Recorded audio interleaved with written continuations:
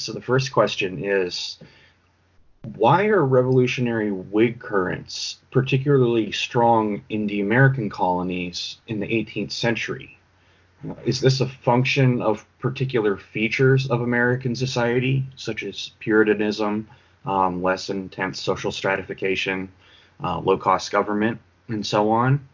And how do the prevailing forms of self-government in the colonies reflect the inheritance of the English Revolution on these shores? Well, first off, the premise of the question is correct, which is that revolutionary Whig currents are particularly strong in colonial America in the 18th century. And to put that in long-term perspective, in the early 17th century, when colonization and overseas expansion efforts in North America begin, that is, English colonization and overseas expansion efforts begin, by and large, they receive only limited backing and support from the crown.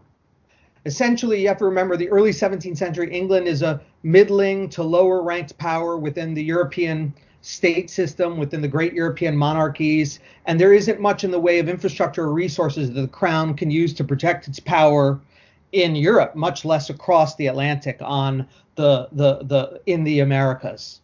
And as such, what happens is English colonization and overseas expansion in North America is a very open zone, undertaken largely by sub-state actors with limited state backing. It becomes a zone, an arena for the activity of commercial entrepreneurs, risk takers, those seeking social and economic mobility, religious exiles, political refugees, etc., etc. And because of that, essentially, there develops a kind of not quite straightforward political autonomy, but quasi-political autonomy in the colonies. They develop with limited backing from the crown. They often have aristocratic proprietors or merchant adventurers that are sponsoring them. But by and large, the colonists themselves are able to create their own political institutions and practices. And over time, they develop forms of self-government, colonial assemblies, colonial legislatures, such as the Virginia House of Burgesses, the Massachusetts Bay Assembly, etc. And essentially, that's more or less the case until the mid-17th century, when during the English Revolution, when the forces of Parliament defeat the crown, and following the deposition and execution of Charles II, a parliamentary republic is created. In that context, the revolutionary Parliament attempts to assert its authority over Atlantic colonization and overseas expansion with trade navigation acts and a whole organization of the English Atlantic Empire. That faces a great deal of resistance in the colonies because essentially they've been used to an important degree of political and economic autonomy and self-development. Then when the English Revolution is essentially defeated, when the Stuarts are invited back at the Restoration in 1660 to take the crown and Charles II becomes the King of England, during what's known as the Restoration Age, roughly from 1660 to 1688, the crown attempts to assert greater control over the American colonies, largely in an authoritarian and autocratic direction, meaning trying to send out royal governors and to create an imperial executive that rules over the colonies with really little input from colonial elites or the colonial populations more generally. And that project, that kind of Stuart absolutist project in North America, comes to naught in 1688. In England in 1688, there's the Glorious Revolution, where the forces of William III topple King James II of England and lead to the creation of a constitutional monarchy and parliamentary government with the Revolutionary Settlement of 1688. And there are brother and sister rebellions in the American colonies against the Stuarts' autocratic royal governors in places such as Maryland and New York and Massachusetts. And basically, those royal autocratic governors are also deposed. So in the aftermath of 1688, in the late 17th and early 18th century, there's a kind of imperial conundrum. The metropole, the imperial center, London, wants to assert control over a colonial America because it wants to be able to draw the colonial, commercial, and maritime resources it needs to create a strong state, to further the development of England's society and economy, to increase prosperity and power. But on the other hand, the colonists have a very long tradition of self-government. And what happens in the post-revolutionary settlement, in what I would call the kind of post-68, post-revolutionary imperial settlement, is a compromise is reached, where effectively there is centralized metropolitan control asserted over the Atlantic Empire, over the American colonies, but not in an autocratic authoritarian way. Rather, the colonial assemblies are allowed to raise taxes on themselves, to an important degree regulate and control their own economies and affairs in return for participating in a wider English and eventually after 1707 British Empire. So by the 18th century, the settlement that's taken place is that you have a constitutional monarchy and parliamentary regime in Great Britain that is in control of an Atlantic empire, including the American colonies, and that constitutional monarchy and parliament in London are responsible for managing the affairs of the empire as a whole, the maintenance of the Royal Navy to protect merchant shipping, to keep routes and sea lanes and market access open. And on the other hand, within that British Atlantic Empire, the American colonies are allowed a wide degree of self-government and self-determination to basically control their own local affairs. Royal governors are sent over from London, but those royal governors have little in the way of money and resources on their own.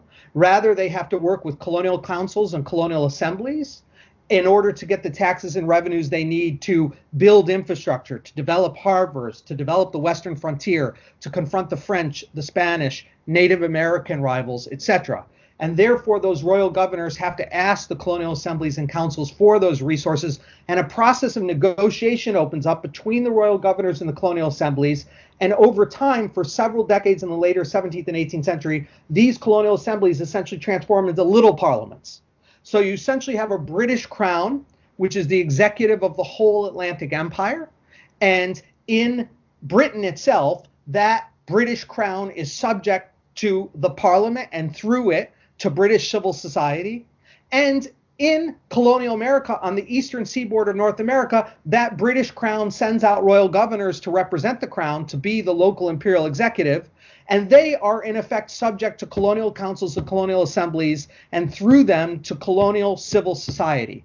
And this is really the basis for the maritime and commercial empire of liberty that takes effect in the British Atlantic world, where the crown and the imperial executive is subject to assemblies, parliaments, and civil society, and essentially doesn't seek to rule over civil society, but rules through civil society, pursues infrastructure, pursues wars, pursues development, pursues taxes that are seen as furthering the self-development of civil society and Britain and its colonies on the eastern seaboard of America.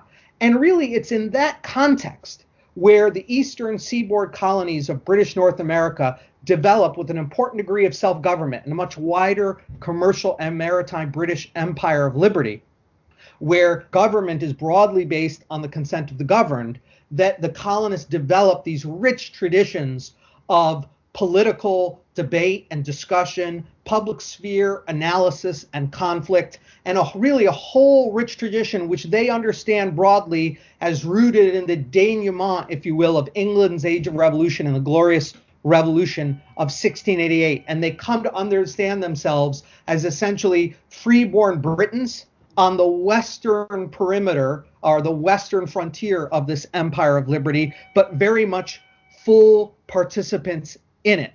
And what also needs to be added as an important socioeconomic factor is, of course, while English society, while bourgeois society develops in England out of a medieval feudal shell, in the American colonies, there is no medieval feudal shell. Once land has been colonized and Native Americans have either been displaced or their land expropriated, essentially there's implanted there quite modern bourgeois forms of government, of political rule and economic management that means that the type of bourgeois society that's developing in England from a medieval feudal shell is also developing in colonial America without that medieval feudal shell. So by the mid-18th century, while colonial Americans conceive of themselves as freeborn Britons with their own little parliaments and their own little crowns, their royal governors that are subject to the law and local civil society and much part of a greater empire of liberty, fighting the kind of despotic and arbitrary empires of the world, they also really have nowhere near the degree of social deference, paternalism, consolidated oligarchy that exists in Britain because of the kind of differential social development where bourgeois society is emerging in Britain from medieval feudal shell, but essentially being implanted, if you will, along with plantation settlements in colonial America without any medieval feudal shell whatsoever. So there's a very strange way, if I'll just conclude with this comment, in which the revolutionary traditions that are upheld across the British Atlantic world are even more fervently upheld in coastal British North America because of all of these developments that I'm putting together. They consider themselves freeborn Britons, and in many respects, they come by the mid to later 18th century, in the period of the Imperial crisis of the American Revolution, to represent sort of the most commercial, the most radical, the most self-governing aspects of Britain itself. So you will see many British radicals, whether they're the famous Protestant nonconformists, the dissenter intellectuals such as Price and Priestley, or it's propagandists and pamphleteers such as Thomas Paine, or it's the radical Lord Mayor of London, William Beckford. They will look to the colonies as the horizon on which the sun is rising in the bourgeois future.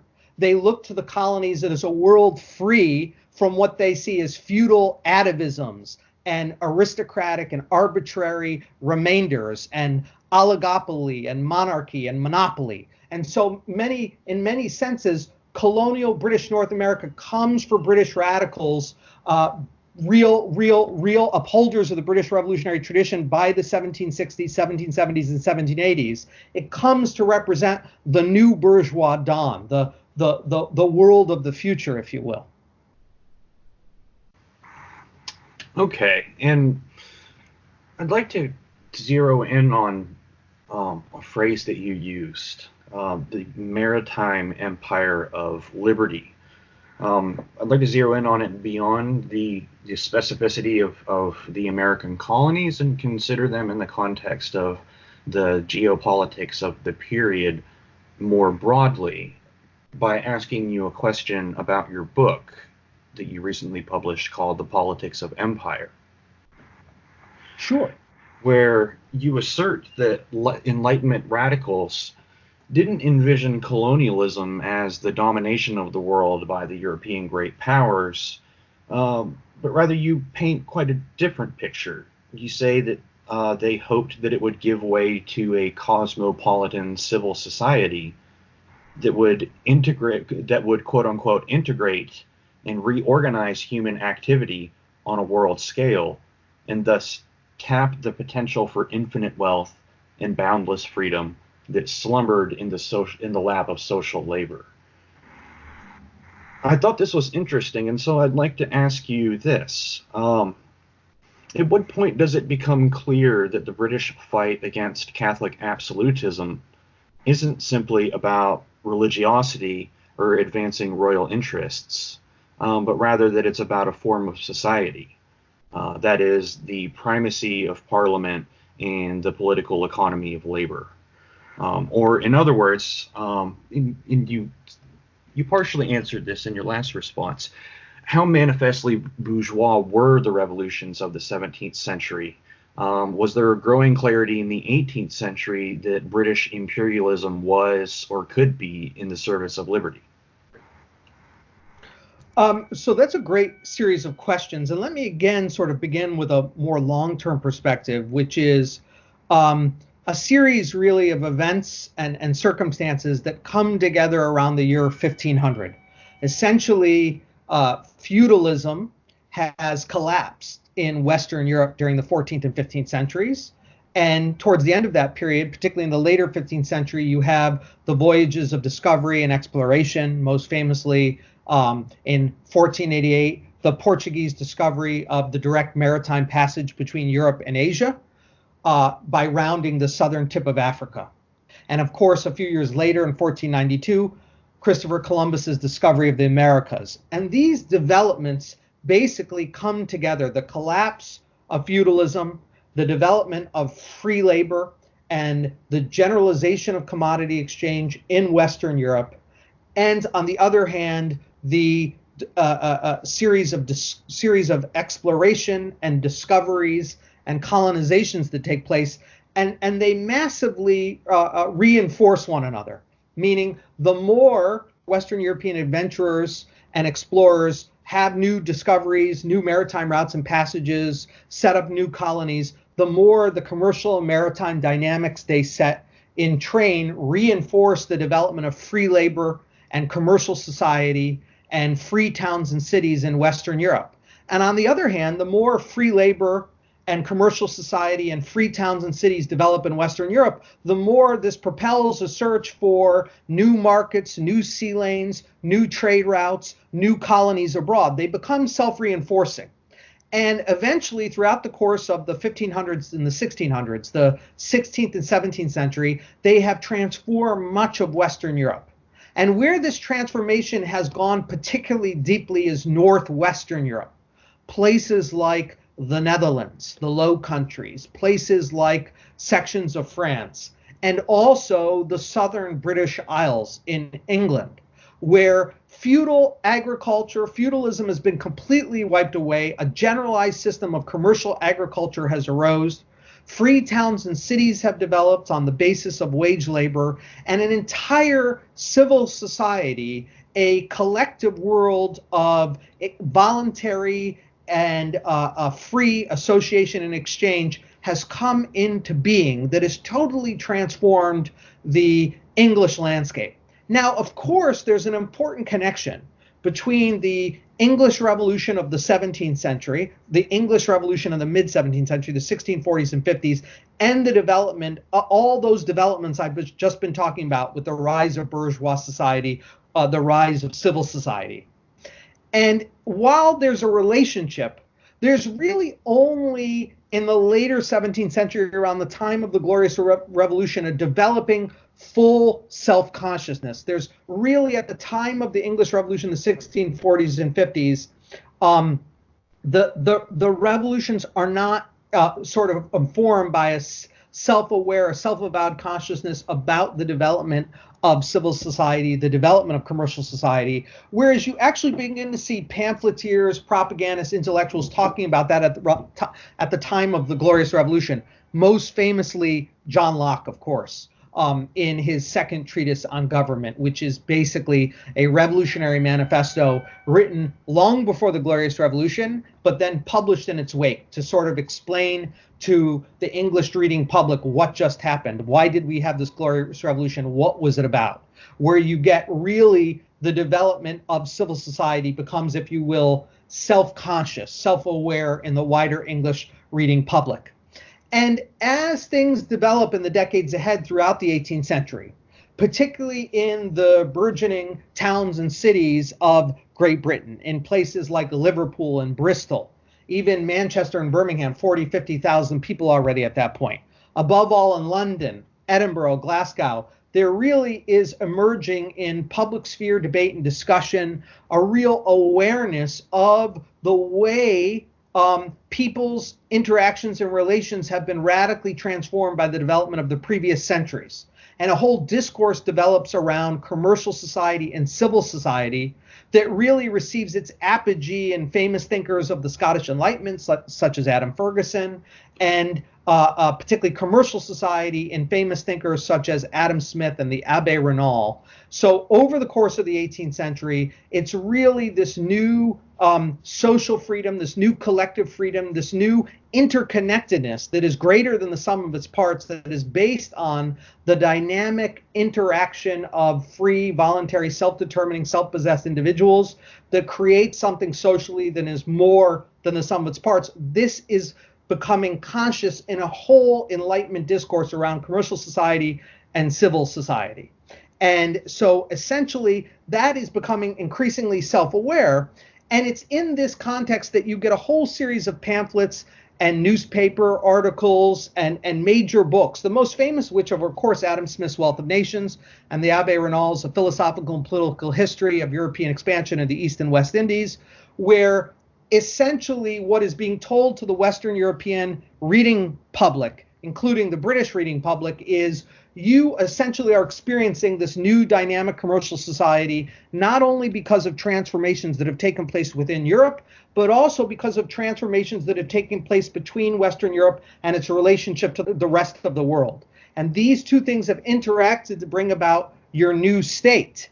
And essentially, because if you go back to the quote you named from Marx, that what potential slumbers in the lap of social labor, there's a growing awareness that free voluntary interaction exchange, a free market and a free division of labor is creating much, much more than the sum of its parts, is producing untold wealth never before seen. And so there becomes a view that the more people across the world that can participate in this freely and openly, the more there will be a greater open market and free division of labor in which more wealth will be created, more prosperity, and a virtuous cycle will ensue where prosperity lifts people out of scarcity and poverty and misery, allows them to pursue their interests, set the course of their own lives, and free interaction and exchange with others, and in turn creates an ever more expanding market and an ever more extending division of labor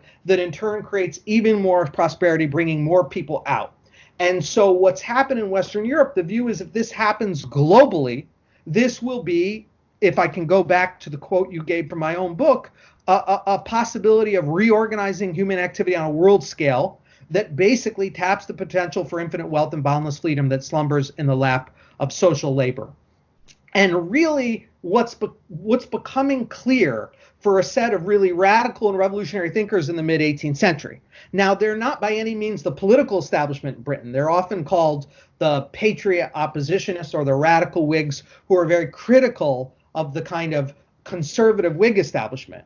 Amongst those thinkers, there's a view that while, despite all of the kind of particular obstacles and problems that exist within the British political order and within the wider British imperial order, that nevertheless it is the best vehicle for advancing a kind of extension of the market, a global division of labor, and the potential for this increasing global free and voluntary interaction between peoples. And those radical Whigs and patriot oppositionists of the mid-18th century are the ones that really develop the full ideology of the empire of liberty, right? On some level, they recognize the fact that it is not in practical everyday life a empire of liberty, that there are a whole series of forms of enslavement, exploitation, misery, oppression that exist. But that nevertheless, there is also emerging along with those things new potentials that really can be, if mobilized property can be a vehicle for this kind of radical goal of the integration of the whole globe in networks of free association and voluntary exchange that allow for an ever-extending market and an ever-expanding division of labor and creation of massive prosperity and progress, lifting people out of scarcity, misery, and the very exploitation and oppression that still exists within the British imperial order and elsewhere. And it's really those thinkers who, by the mid-18th century, understand the British Empire, although it's an imperfect vehicle, that it remains nevertheless the best vehicle, this empire of liberty, for the pursuit of that project. And that's why that despite all of their criticisms, that is, within Britain, you have essentially a landed oligarchy of great aristocrats and gentlemen that rule and often rule in their own interests.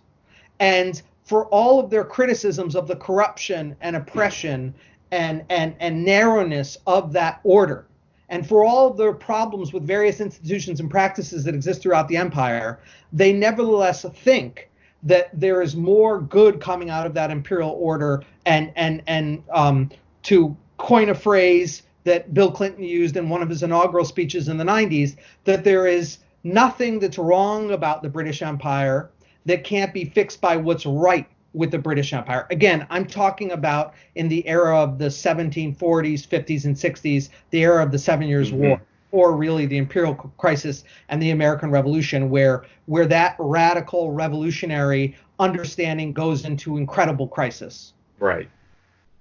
Yeah, and I'd like to talk to you a little bit about this crisis, because this growing awareness that you're talking about of the expansion of human freedom is bound up with the proliferation of global commercial society. This coincides with the period of the High Enlightenment, roughly from 1730 through 1780, which of course encapsulates the period of the French and Indian War, which fundamentally conditions the American Revolution.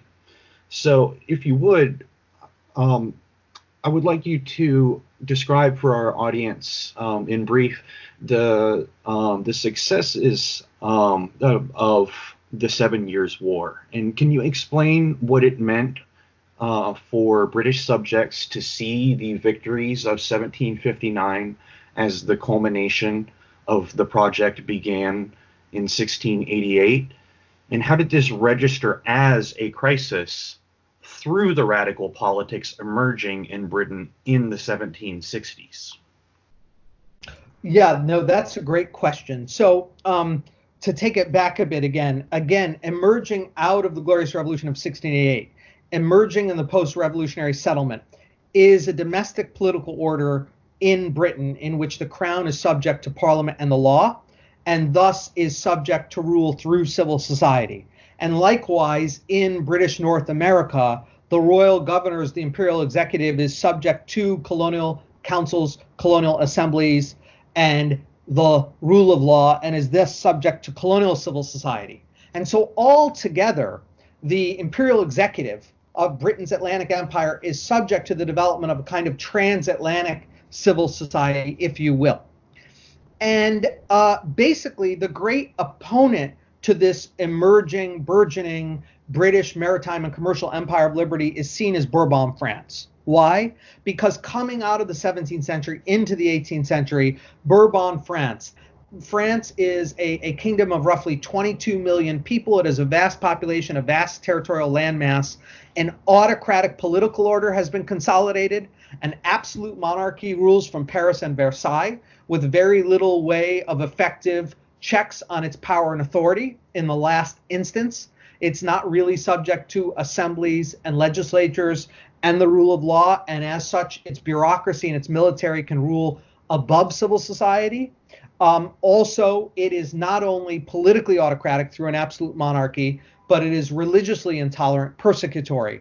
The Roman Catholic Church in France is strongly under the control of the Bourbon monarchy, and essentially the Bourbon monarchy and the Catholic Church enforce religious persecution. Now, there's some loosening of this in the 18th century, but by and large, France is still very much seen as a Catholic country, and to be a subject of the Bourbon crown of France is very much to be understood to be a Roman Catholic. And so basically by the mid-18th century, by the 1740s and 1750s, amongst writers, intellectuals, propagandists, pamphleteers, amongst coffee house, public sphere discussion in the towns and cities of Western Europe, in places like the Dutch Republic and in Britain and its Atlantic Empire overseas, in pockets of Spain and the Italian peninsula, pockets of France, essentially they're seen as a great contrast between a British political order based on constitutional parliamentary government, religious toleration, and the free expansion of civil society, against a Bourbon French political order understood to be autocratic, religiously intolerant, and basically one in which the state rules like a behemoth over civil society, taxing it and drawing soldiers from it as it seems to be needed.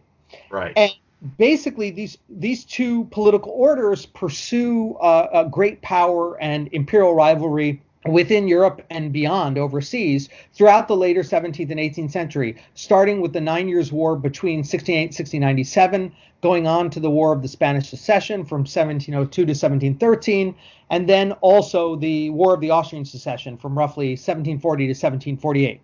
And these wars are largely fought to a standstill, where this initially much weaker power, England/Great Britain, leads a coalition, a grand alliance of powers against Bourbon France and first Louis XIV, then Louis XV's pursuit of hegemony. And over time, it's very, very clear that Britain is emerging as a great power equal to and potentially even stronger than France. But yet they're both more or less relatively equal by the 1740s and 50s. So when the War of Austrian Succession comes to an end in 1748, and you must remember this, while for most European participants, the War of Austrian Succession is simply a European battle, not unlike the 30 Years' War that ended in 1648. For Britain and France, it's seen as a global battle. Yeah, it has stakes on all four continents. Exactly. The War of the Austrian Succession plays out in the Americas, in the Indian Ocean world, and across African and Asian coastal theaters in the Mediterranean, in the Atlantic, etc. It's a global chessboard upon which the British Prime Minister and the French First Minister are moving their pawns, if you will, and pieces. And essentially, so when the War of Austrian Succession comes to an end, all sides are basically exhausted. The Treaty of Aix-la-Chapelle is really if you will, a hot peace or a cold war. The sides are mutually exhausted. In fact, when it's signed, there's still conflagration and conflict taking place between French and British imperial agents in the Americas and in Asia. And it's seen as in no way conclusive. It's seen as no way ending this struggle, which is in one sense a great power struggle between Britain and France, but is very much in another sense a struggle between a British parliamentary government and empire of liberty against a French absolute monarchy and authoritarian empire of conquest. And effectively, it's in the lead up to the 7 Years' War where people begin to think, particularly in Great Britain itself, many radical thinkers, Enlightenment thinkers are beginning to think a kind of final conflagration, a great war for empires coming with Bourbon France that will be even more global and will decide a winner once and for all. However, the conservative Whig establishment, the kind of aristocrats and great gentlemen who run the country, who are the landed elites, who govern the country through an unreformed and unrepresented parliament and their control of the crown and the patronage resources of the state, they are exhausted by the wars. They don't want to introduce the reforms and what we might call progressive transformations necessary to really tap maximum British resources and potential. And they do not want to really go back to war, even though it's becoming clear that war is more on the horizon and more necessary. And of course, by the early mid-1750s, despite the fact that conservative Whig establishment in Britain does not want to go to war, if its imperial agents are at war. The British and French East India Company are at war in the Asian and maritime world, and the British and French colonists are effectively at war in North America, along with their Native American allies, with the outbreak of what's known in the United States as the French and Indian War. And so finally, war has to come to Europe, and it does in 1756. And basically, during the early years of the war, very much, if I could call it the pre-war period, the pre-7 Years' War period is the period in which the British and French are at war with each other, but it hasn't been formally declared in Europe. I'm talking here 1754, 1755, early 1756. And during the pre-war period, and even during the formally declared war years, 1756 and 1757, the French are winning. They're winning across the board. They win the Battle of Minorca. They're winning in North America. They're winning in South Asia. They're winning across the board. And the conservative Whig establishment looks exhausted. It faces a great deal of popular opposition because it's It's heavily taxed the population, and it hasn't used any of it effectively. It hasn't fought the war effectively, and the whole kind of British order is seen as exhausted and at its limits. And it's really in this moment where the leader of the Patriot opposition to the radical Whigs, a guy named William Pitt the Elder, because he's the father of the even more famous William Pitt the Younger, the conservative prime minister during the French Revolutionary Wars.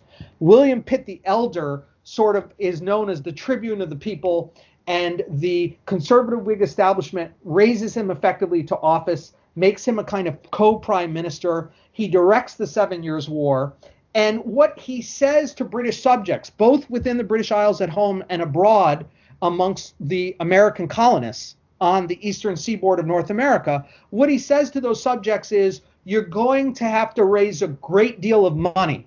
You're going to have to raise a great deal of troops. There's going to be incredible fiscal and military resources extracted out of you and expected of you.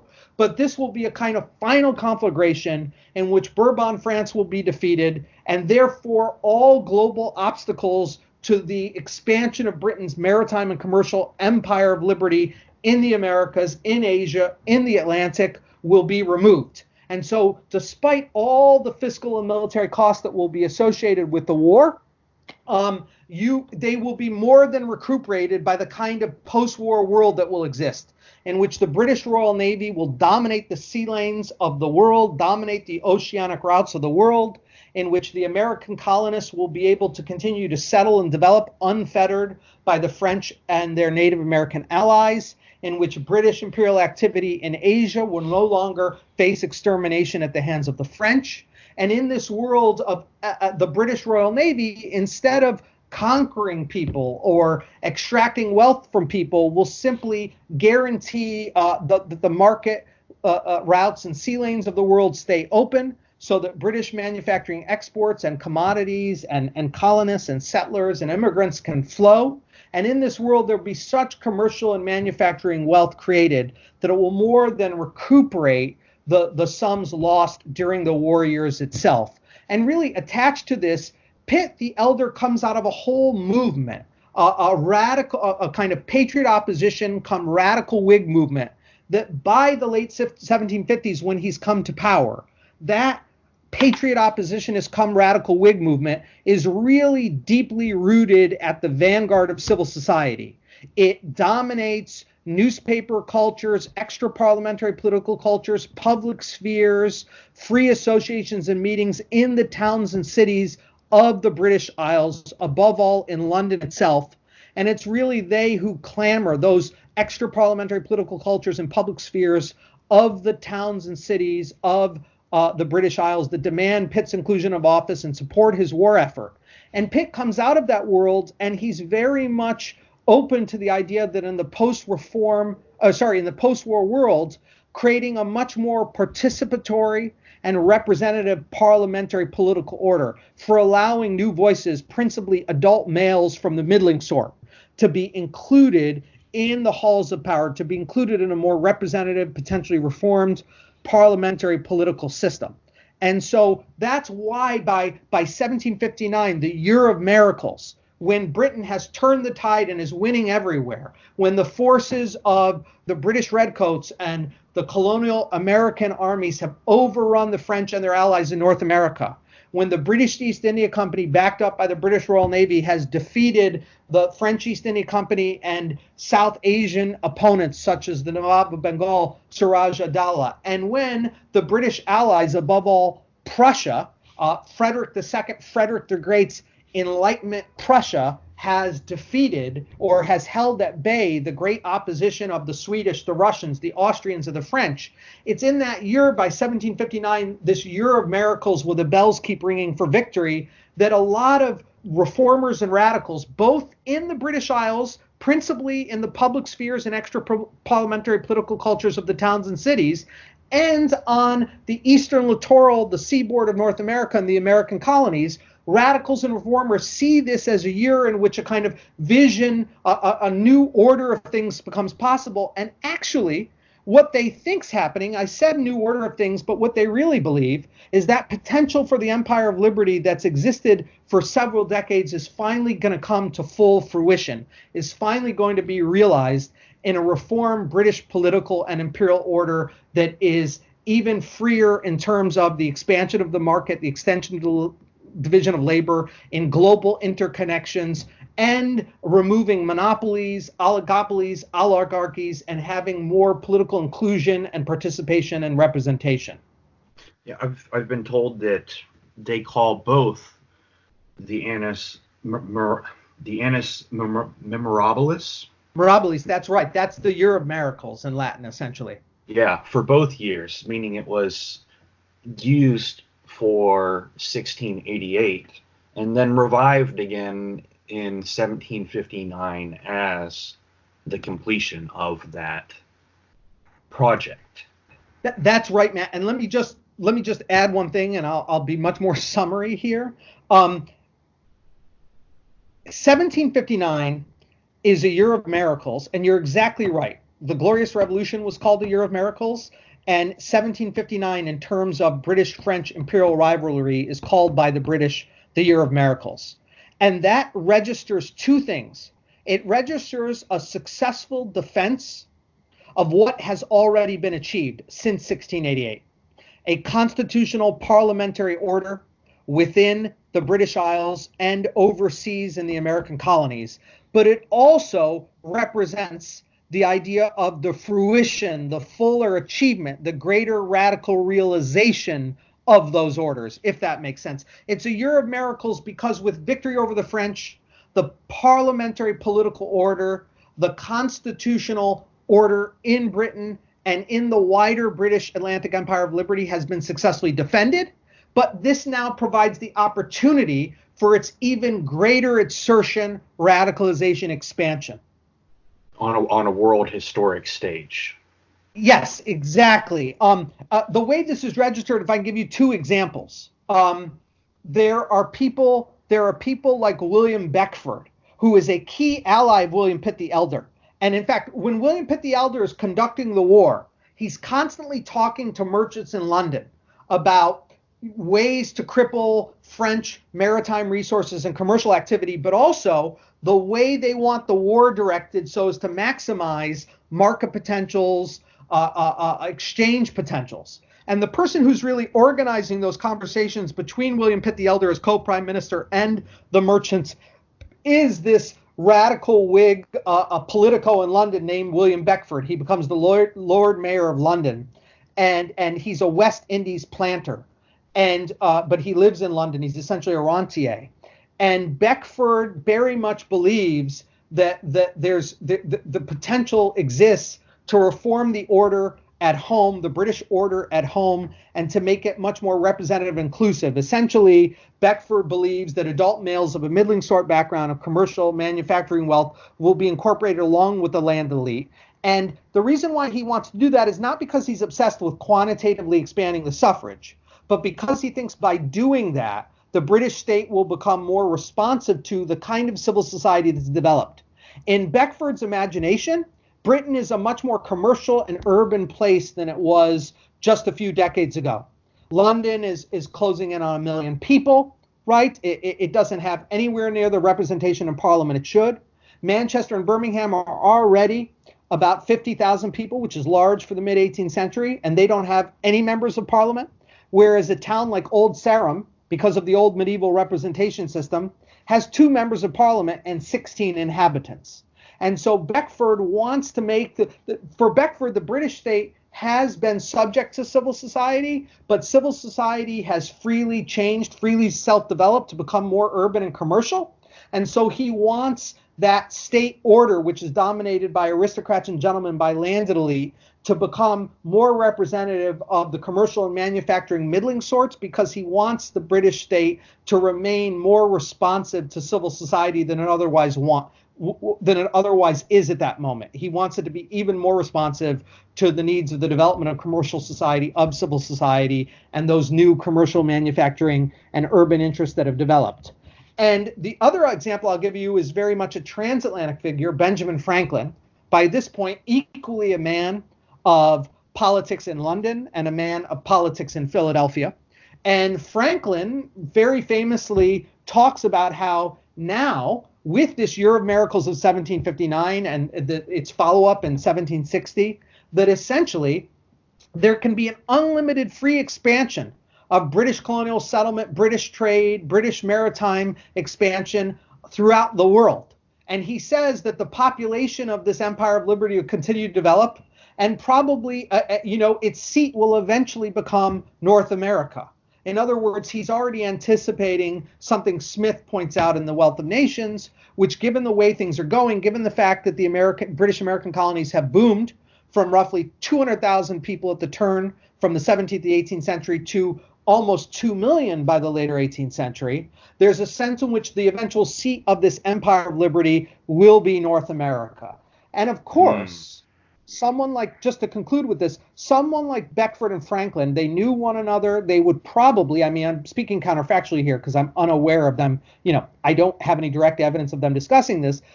Together, I have evidence of them discussing it separately. But if Beckford and Franklin got together and talked about that, they would have broadly agreed on that. They would have broadly agreed that this was going to happen and that eventually British North America would become the site, the headquarters of this global British Empire of Liberty. Now, of course, that did eventually happen, but it didn't happen in the way either of them expected.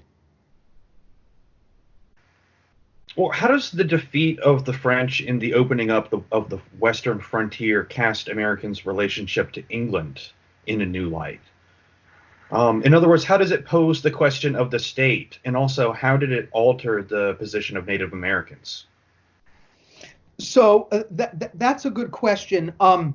Basically, with the conclusion of the 7 Years' War, with the signing of the Treaty of Paris in February 1763, the French more or less give up their claims to the interior west of North America. The British essentially take suzerainty, control, sovereignty over not only French Canada, Quebec, but the Trans-Appalachian West.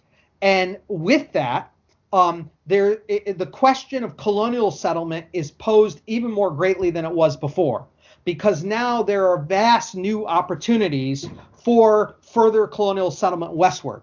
Just to give you a sense, remember what I said, around the beginning of the 18th century, around 1700, you have a colonial population in British North America that is roughly 200,000.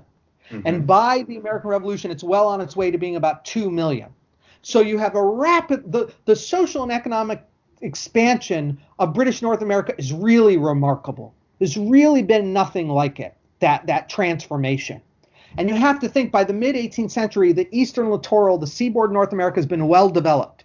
It has a well-settled agriculture, a successful farming. Towns and cities have emerged.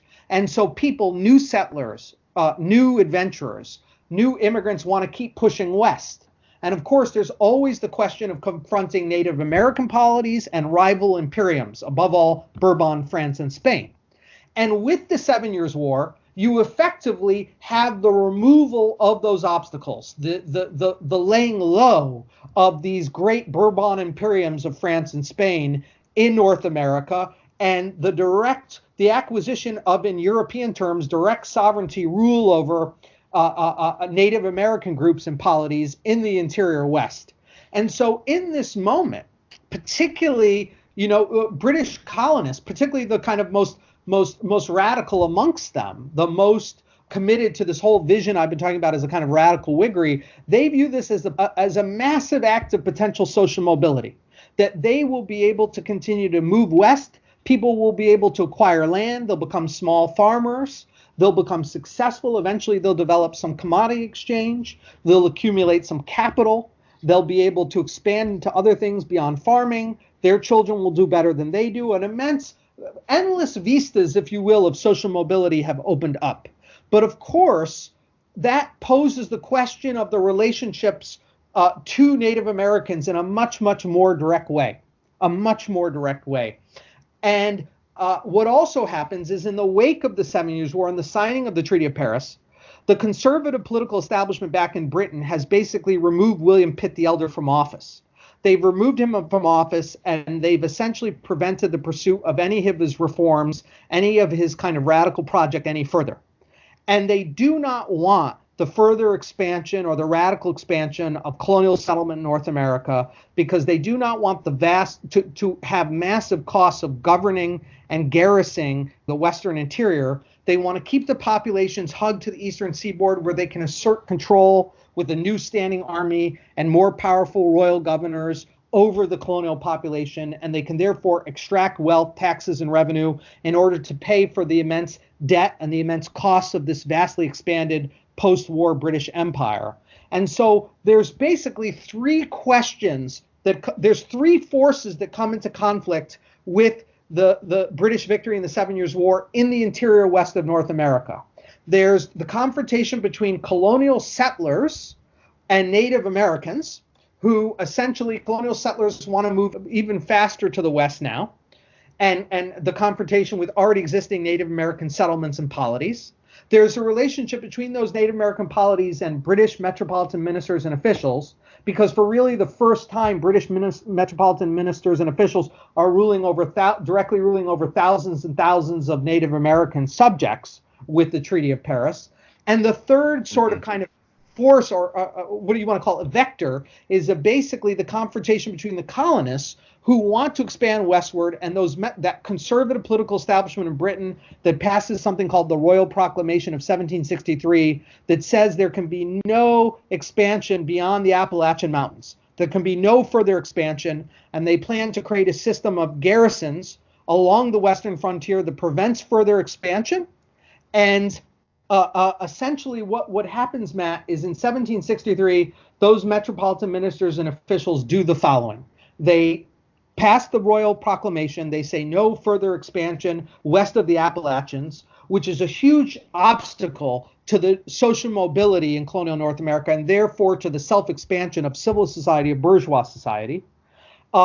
At the same time, they begin to want to create a string of commercial entrepôts and military settlements, garrison and government, with an expanded peacetime standing army of 10,000 that will prevent further expansion and allow British authority to run in the colonies like it never has before, because there will be a permanent 10,000 man strong standing army there.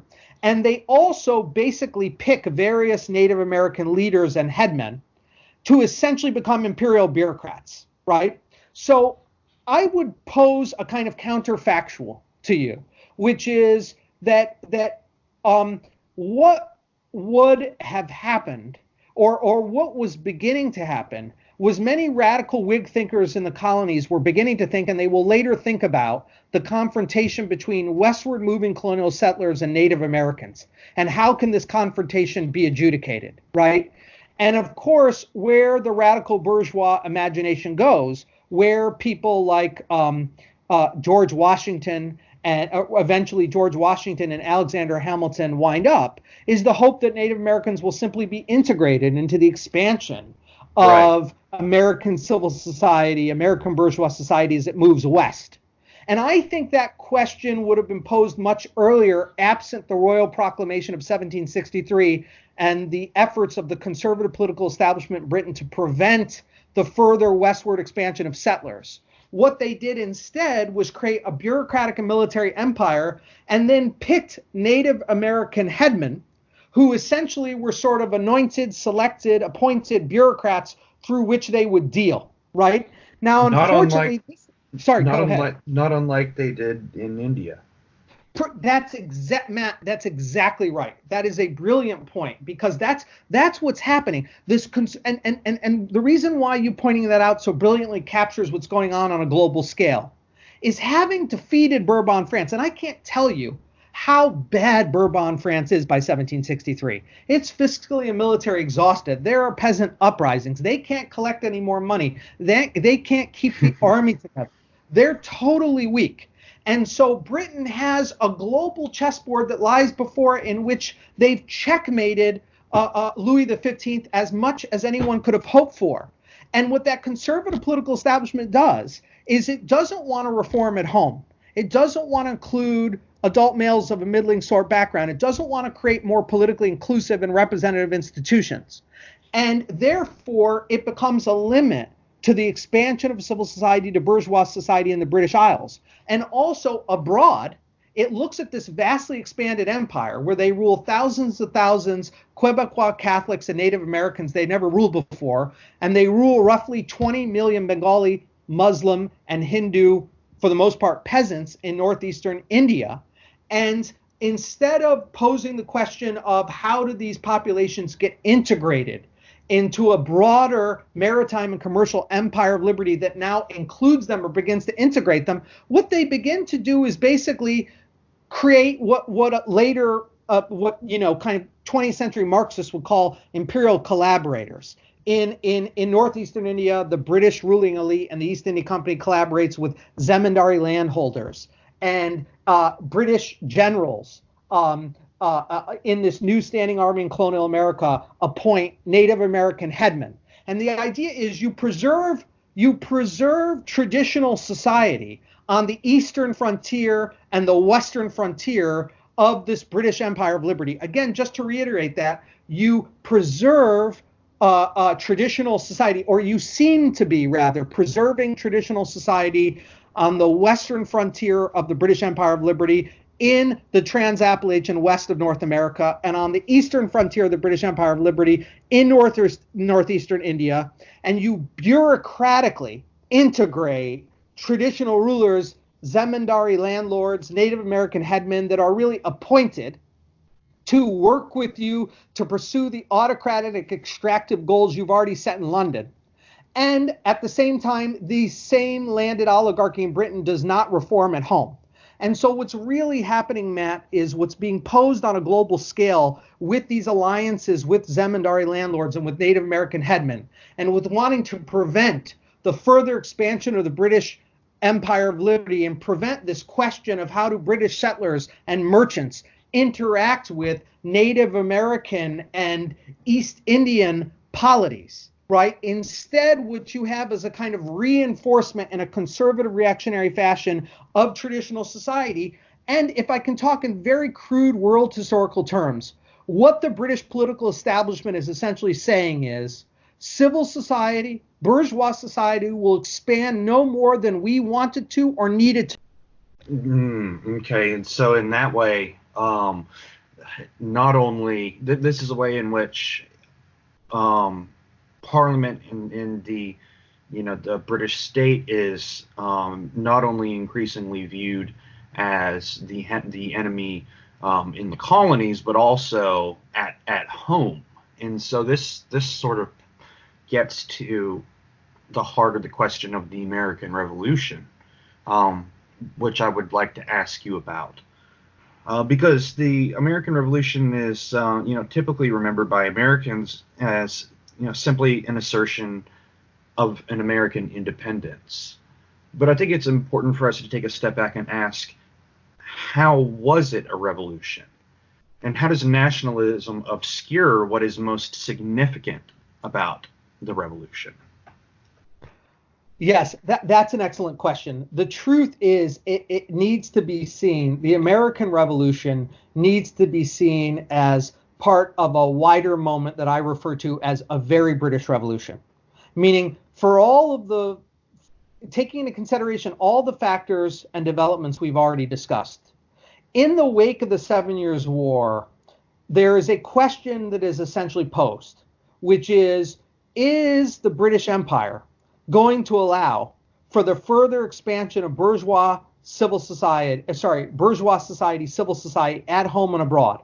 Is the British Empire going to be this empire of liberty that allows for the maximal expansion of bourgeois society, civil society in North America, in northeastern India, in Britain itself?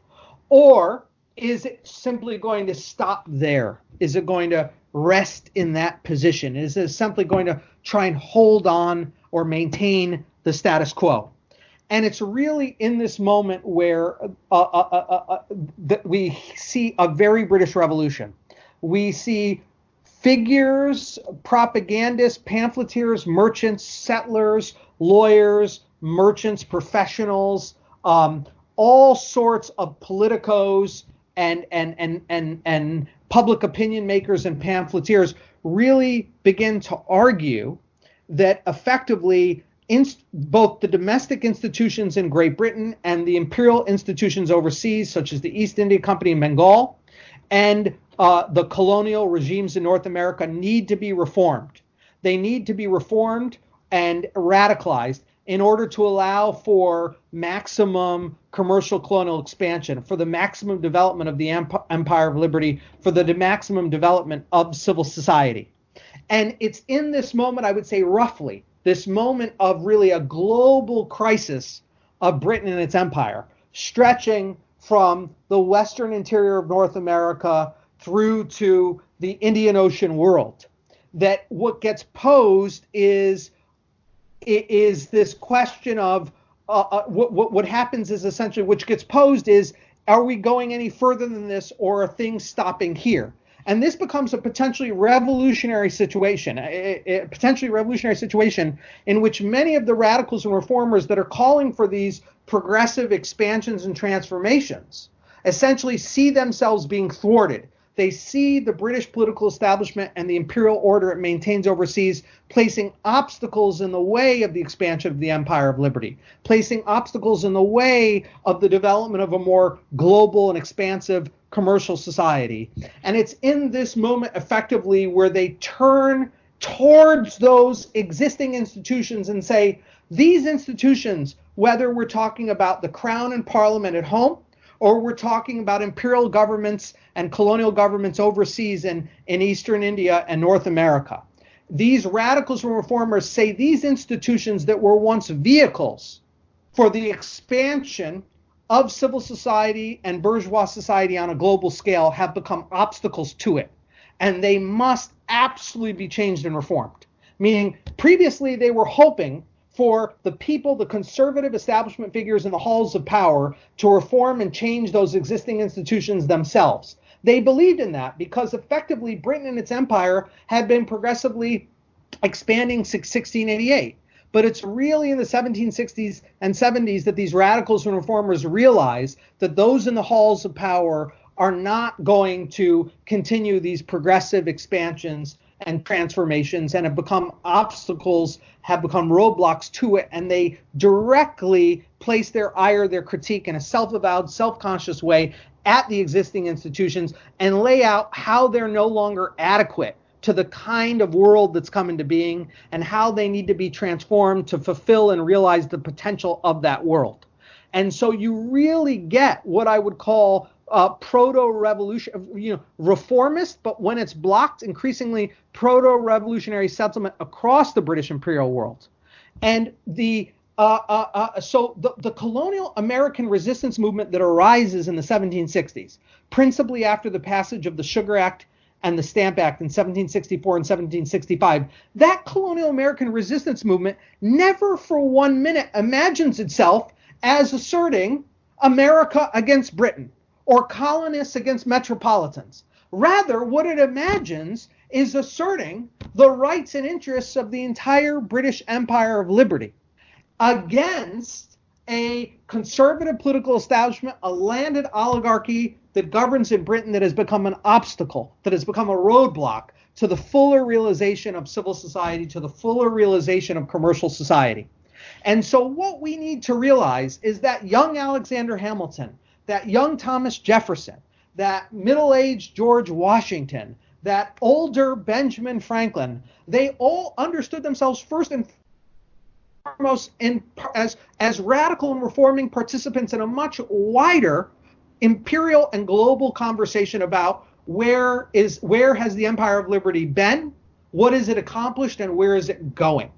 And the Washingtons, the Hamiltons, the Jeffersons, the Franklins only really move towards what we call American independence when they become convinced that this conservative political establishment essentially will remain in control of the commanding heights of the halls of power in Westminster and Whitehall in London, and that there's very little chance they will be dislodged by domestic radicals and reformers in Britain. And so what they hope would be a general reform of the empire as a whole, they effectively have to carry out by other means. Hence, a colonial American resistance movement shouldn't really be called the colonial American resistance movement. It should really be called the Western wing of the radical Whig reform movement. And once that radical Whig reform movement realizes that it's not going to achieve the liberalization and democratization of British political and imperial institutions that it wants, that Western wing of the radical Whig reform movement essentially realizes its only hopes of defending the aspirations. Sorry, can I rephrase that, Matt, slightly? Of course. Okay, let me put it this way. What we now call the Colonial American Resistance Movement, we really shouldn't call the Colonial American Resistance Movement. Rather, we should call it the westernmost wing of the radical Whig reforming movement.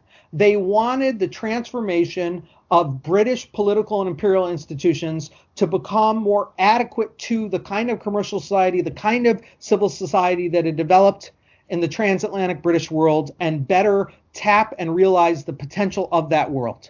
And they were interested in that. They considered themselves subjects of a global British Empire of Liberty. They considered themselves denizens of a global British free imperium.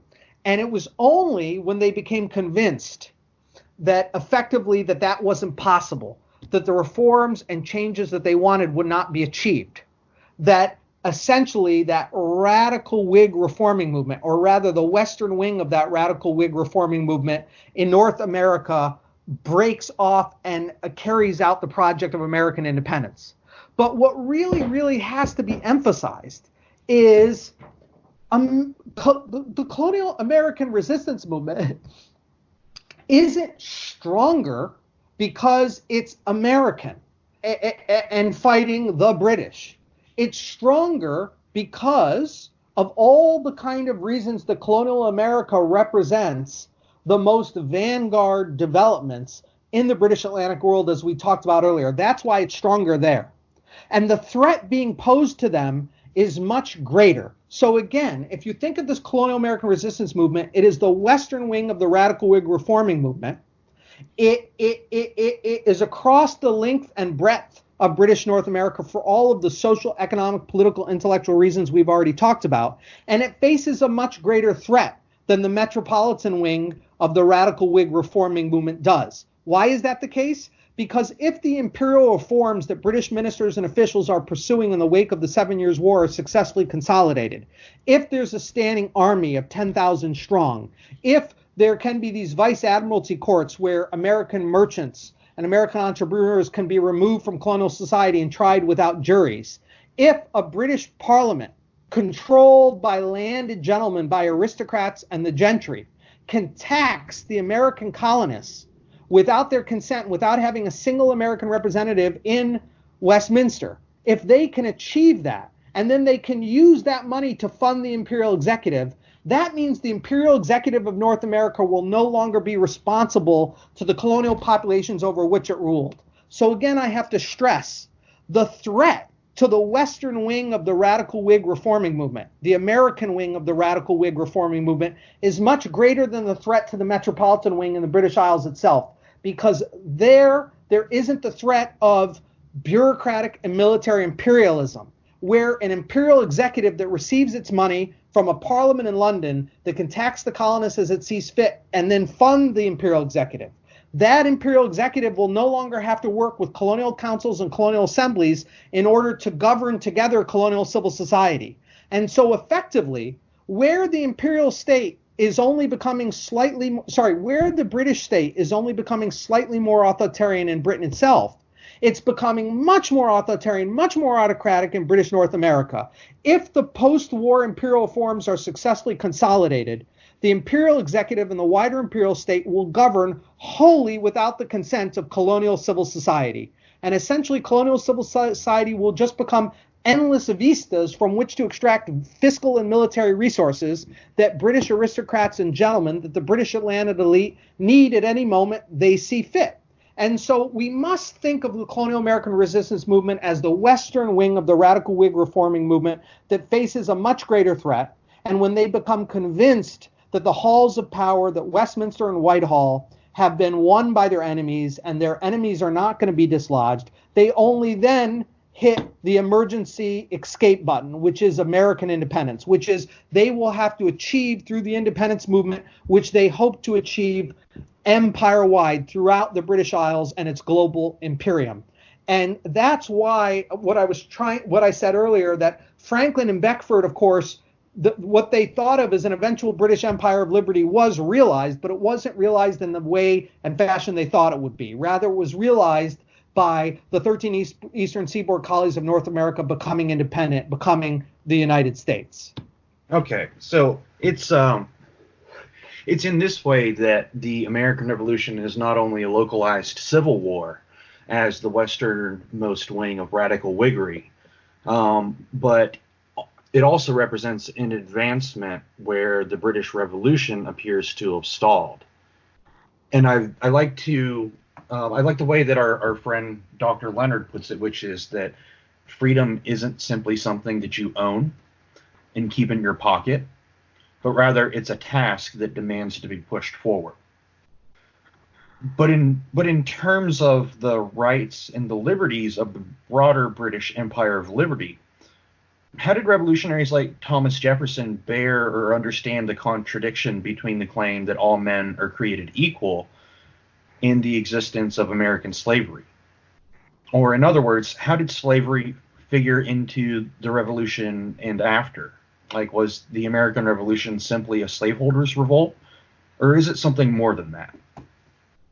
So, Matt, taking your last question first, I take it that here you're referring to some of the newer historiography that have tried to argue that essentially the American Revolution is a sort of counter-revolution before the British Empire could abolish slavery.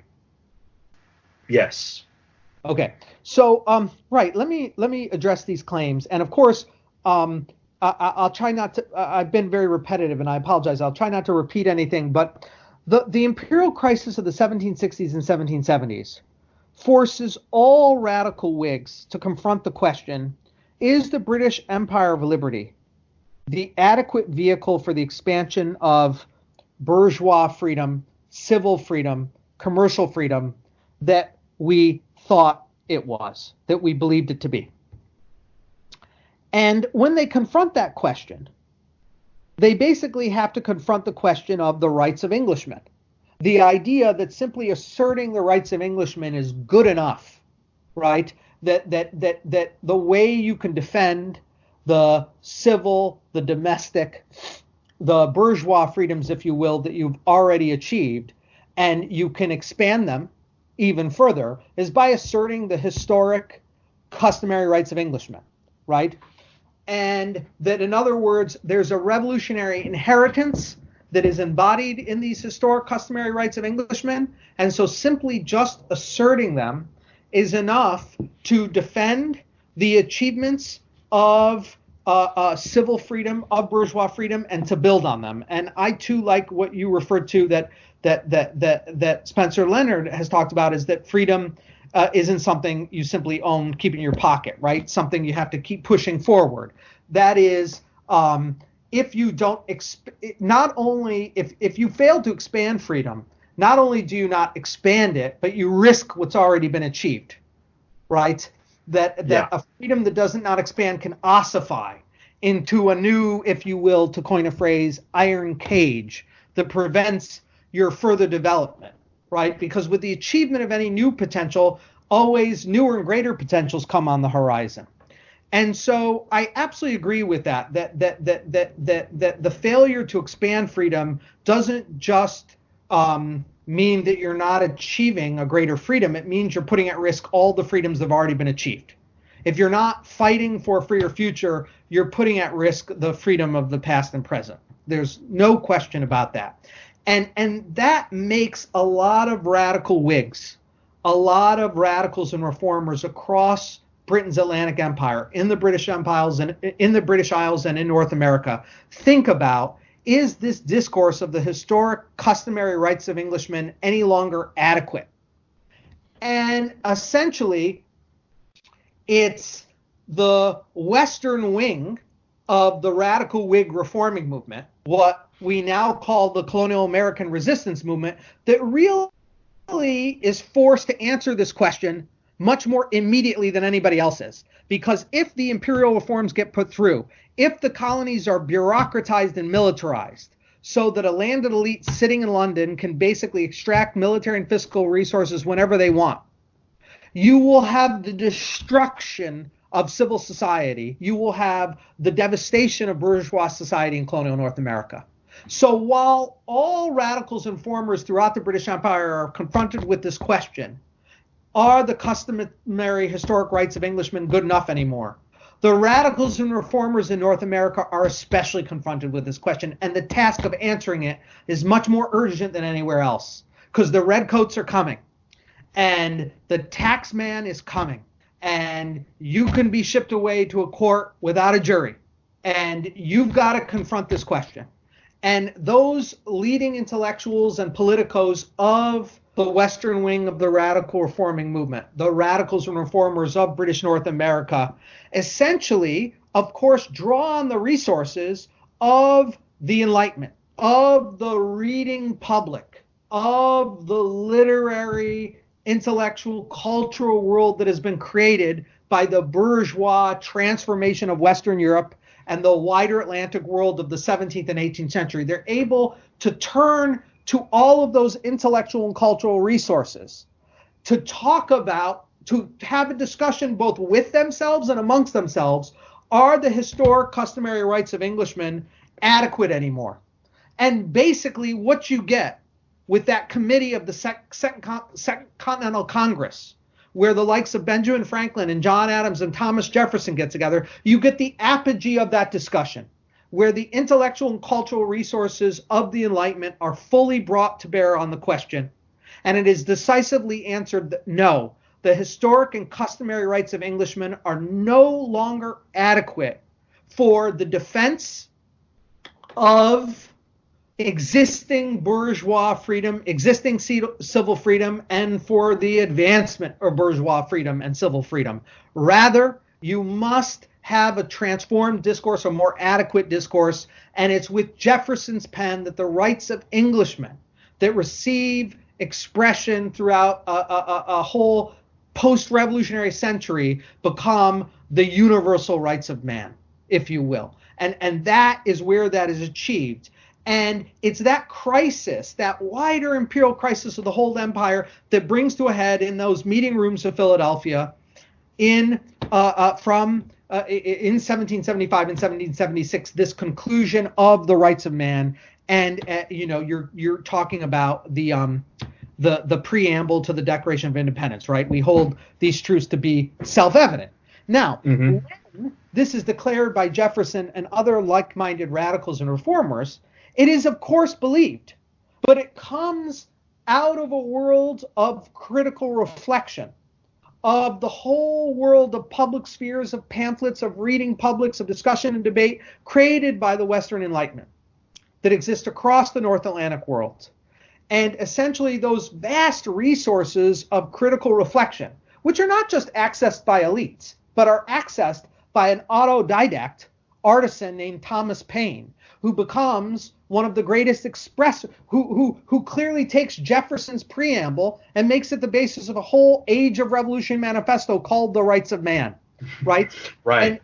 And whether you're an autodidact artisan or you're a wealthy Virginia planter, you can take these immense resources of critical reflection on the world created by the Enlightenment. You can take these intellectual resources that ask the following questions. How do we get to be the way we are? How do we come to be who we are? What are we? What are our fundamental social relations?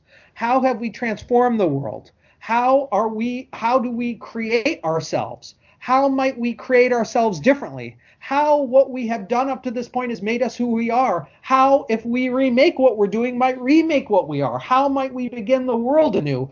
Those resources exist out there. And because of the imperial crisis and the American independence movement, they happened to come to a head in those meeting rooms of Philadelphia in the spring and summer of 1776. But they come into an existing world.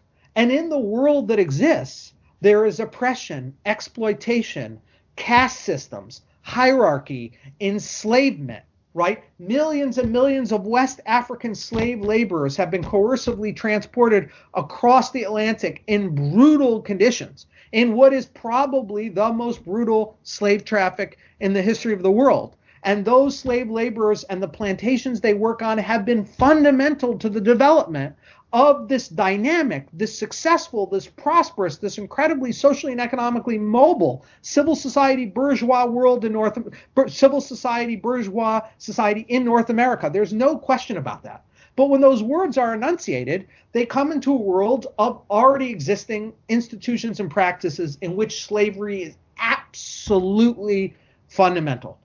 Absolutely fundamental. Now, let me go on to what you're saying about you asked.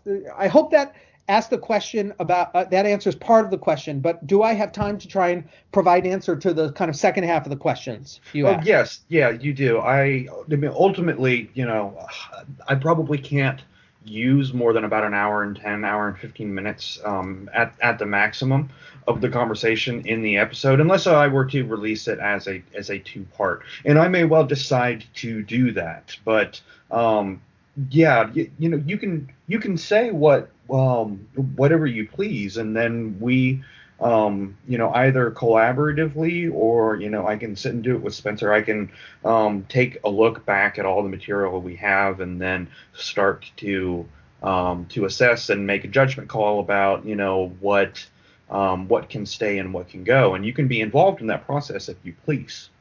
Okay, great. I probably will leave that in your and Spencer's hands, because I always think it's best that other people edit other people, if that makes sense. Yeah, me too. Because you guys will have a sense of what works. I always think that other people are much better edits. Like I always find that I edit other people's work better than they do, and that other people edit my work better than I do. Yeah, of course, when I say it, I always think that it all should stay because it's all important, because I'm the one saying it.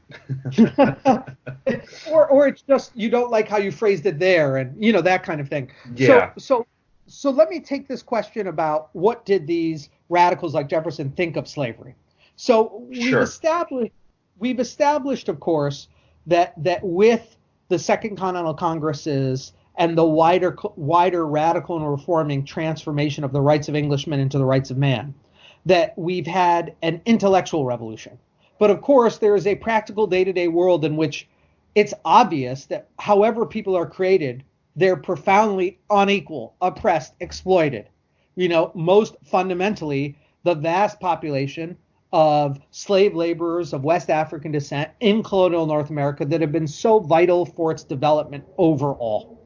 Now, what to make of this problem, right? That so many of the leading radicals and reformers in that Second Continental Congress are slave planters, slaveholders, mm-hmm. right? Not just most famously men like Washington and Jefferson, but others as well. And right. Also that many of the merchants and lawyers that don't own slaves benefit from the commodities, the securities involved in the trafficking of goods produced on slave settlements by slave exactly. labor. There's no question in which the entire existing machinery of colonial revolutionary American life is fully implicated in is fully imbricated with the maintenance and reproduction of slavery. There's no question. Now, basically, here is what I would say, essentially, which is that this came up immediately at the time, meaning the published Declaration of Independence is, of course, not Thomas Jefferson's initial draft. In his initial draft, he launches an attack on the slave trade, right, which he blames on George III. There, he's trying to do something particular ideologically, but nevertheless, he had spent a considerable amount of time denouncing slavery in the Virginia House of Burgesses as a younger man. Mm-hmm. He absolutely denounces the slave trade in the initial draft of the Declaration, and I could go into the details about this, about they're worried about alienating certain factions of the South Carolina and Georgia delegation, but let's not get bogged down in those details. Essentially, how do they confront this? Here is the view, and here I'm going to be crude, but I hope it's to some purpose. If we were to take the collective imagination of these radicals and reformers across the British imperial world, but particularly these radicals and reformers that have become revolutionaries in North America. Their basic view is this, that while slavery has been fundamental to the creation of colonial society in North America, it's become less and less important. The population of free laborers is booming and moving west. And in fact, slavery's overall profile in colonial American society and economy has become less important with each passing decade of the 18th century, right? As you get the booming of free labor, further westward expansion, and the growth of this population from 200,000 to 2 million, right? The future belongs to free labor. That's their general view. And so they believe the future belongs to free labor, and they believe with the economic advance created by the expansion of commercial society, with the spread of intellectual and cultural enlightenment, that eventually in the places where slavery exists, in the southern and mid-Atlantic colonies of the eastern seaboard, eventually it will wither away and die. And what they attempt to do is put in a series of agreements that will not immediately eliminate it, but will help hasten its further elimination, right? Obstacles to the slave trade, okay? Focusing on the way in early laws and bills and policies to figure out ways to expand free labor, etc. Those are all put in place. Furthermore, during the American Revolution, during the 1770s, and especially after in its wake because of the ideological energies unleashed by the revolution, in the 1770s, 80s, and 90s, many early abolition movements are founded with free whites, free blacks, manumission societies that include members like Benjamin Franklin in Philadelphia, Alexander Hamilton in New York, that carry out attacks on slave labor and slavery in their former colonies, now turned states of the independent United States.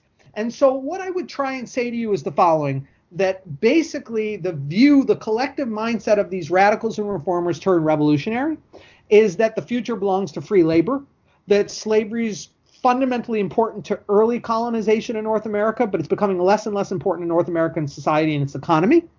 And furthermore, that they can enact certain things regarding the slave trade that will essentially hasten its eventual elimination altogether. And then, furthermore, they participate in abolition societies and manumission societies, in state legislatures and local governments that move to put limits on and eliminate slave labor, such that many northern states by 1800 have essentially eliminated slavery and its accoutrements altogether, right? And that is unleashed. And their view is that they've set it on course for eventual extinction.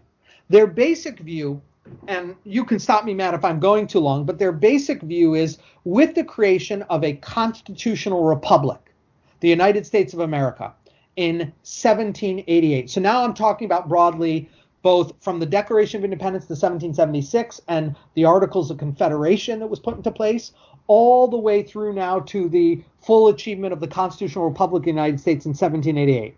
Their belief that they put together a whole federal republic in which they have divided powers between judicial, executive, and legislative branches, not because of some Montesquieu obsession with division of powers, but because they believe that popular sovereignty, government based on the consent of the governed, the government of the people, by the people, for the people, is best achieved through competing branches of government, instead of a parliament that can potentially become tyrannical or despotic, as the British Parliament did. They believe they have set that in place, and they believe they have diminished the power of slavery and set slavery on the long road to extinction. So their essential view is that the entire set of institutions and mechanisms and practices they put in place from the 1770s to the 1790s essentially will allow for the further development of free labor and civil society and the self-government of that civil society in such a way that you will have an empire of liberty expanding across North America in which slavery is weaker and weaker and eventually eliminated, right? Now, as Karl Marx, whom you've already quoted, pointed out, they could not know, right? They could not foresee. They were not prophets of the Industrial Revolution. They did not see the massive importance with the cotton gin, with the mechanization and industrialization of textile manufacturing, the way that the slave economy would be massively reinforced and massively re-expanded through the demand for raw cotton. And they didn't see that coming, so they thought the economic profile of slavery was going to be weakening. Instead, it's going to be radically strengthening. As you well know, by the early 19th century, we're starting to have the beginnings of King Cotton developing, especially with the movement farther afield from Georgia and the Carolinas into what we call the Deep South. Right. They couldn't have foreseen the kind of political compromises that would eventually be made, et cetera, et cetera. So what I would say here, and to be honest with you, Matt, I'm going to be incredibly boring on this. I think Abraham Lincoln's self-understanding is essentially right. Abraham Lincoln gave a series of speeches from the 1830s to the 1850s when he was a lawyer, a congressman for downstate Illinois, and a politico, public opinion maker in 19th century United States, antebellum United States, where he said that essentially the founders had set this incredible engine of self-government up. And this engine of self-government was also eventually supposed to be an engine for the elimination of slavery. That they had set these two mechanisms in place, the long-term extinction of slavery and this mechanism of self-government.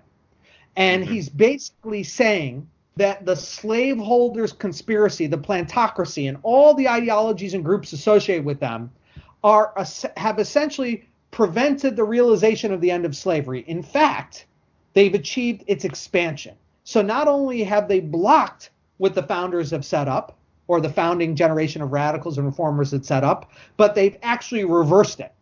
And now they're actually probably going to have to seek to end this entire experiment in self-government altogether, right? Lincoln's imagination effectively is that the founders set up slavery on the long road to extinction, an incredible engine of self-government, and that the slave plantocracy, the slave oligarchy, had not only ended the end of slavery, they had reversed it and led to its expansion, and they themselves were going to destroy the engine, the grand experiment of self-government, right? Which they obviously do after the November 1860 election, in which they effectively refused the results of an election. It's always important to remember that the secession crisis is first and foremost the rejection of a legitimate constitutional democratic election outcome, right? I see. They are saying that this election is illegitimate. They won't follow it. And as Lincoln points out, their secession is both to reverse the founders on slavery. They don't want its eventual elimination. They want its expansion.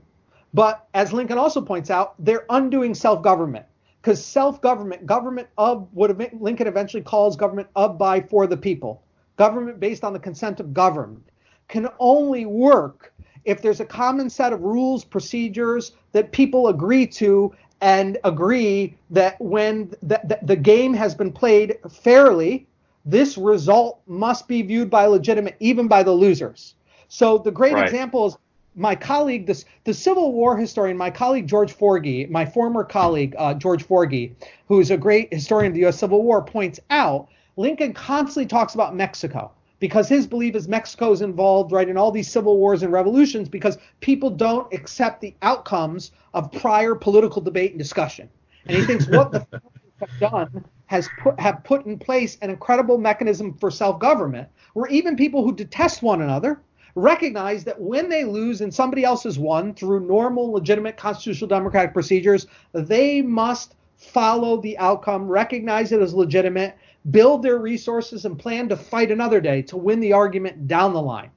And so that's why, Lincoln sees the secession movement as a grand rejection of both the course that the founders had set slavery on, the long road to extinction, and this great engine of self-government that the founders have put in place. The secessionists must overthrow the founders on slavery and on self-government, because even if let's say that these now independent Confederate States of America turned out to be relatively constitutional and democratic for free adult white males, although based massively on slavery, that nevertheless, as Lincoln is never tired of pointing out, if you can leave a constitutional democracy, any moment you're not happy with the results of the legitimate procedures of that democracy, then it's not worth having. What good is it? Yeah.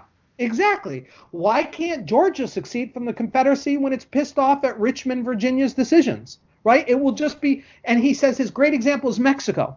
They'll just keep fighting and fighting and fighting and fighting until they collapse in and on themselves. You can never have a grand people's experiment over a vast continent by allowing secession to succeed. And so really, there are these two great projects of liberty the founders set up: self-government and the replacement of slave labor by free labor, and the Confederacy secessionists, or the secessionist proto-Confederacy, are twin threats for Lincoln to that project. And I basically broadly historically agree with it. And he talks about a slaveholders conspiracy, but I think it's a way, in a populist language, a stump speech language, of getting at the social forces, the social interests, the ideologies that have congealed around the expansion of slavery and maintaining slaveholders' power in Washington, D.C. This is interesting, and I'm not going to include this in the episode, but I want to convey this because I found this particularly fascinating. When you're talking about this, you know what it is that I'm hearing, right? Like you're saying one thing, and I'm hearing you also talking about something else too, and I'm going to see if you can figure out what it is that I'm suggesting. I'm sorry. Maybe I'm just my head's kind of spinning. I'm all I can think of as you're saying this last little bit about secession and sort of the sanctity of Republican democracy. All I'm thinking about is impeachment. All I'm thinking about is like yeah, he's that's all I hear over and over and over. It's like, this is also impeachment. This is also impeachment. This is also impeachment. Of course, that's not what you mean, but that's really what we're talking about: accepting the validity of the results of the election and the collapse of the project of self-government, when you can just disregard that and prosecute whatever sort of war, whether it's whether it's literal war or a sort of partisan war that's transpiring right now. I don't know. I just want to include that as a bit of an interesting aside. Like I said, I'm not going to include that in the episode, but yes, that's right. And listen, if California succeed because Trump got elected, yes, that's what I was also going to cite. Yeah, it's the same as Rick Perry wanting Texas to secede because of Obamacare. There's no worth having the country if that stuff can happen. Exactly. And then what good is it's not even a union. It's just like a union with with an asterisk, and then in the footnote it's like so long as we agree on everything. Right, that's right. And can I go back to the formal part and say one last thing about Lincoln? Yeah, of course.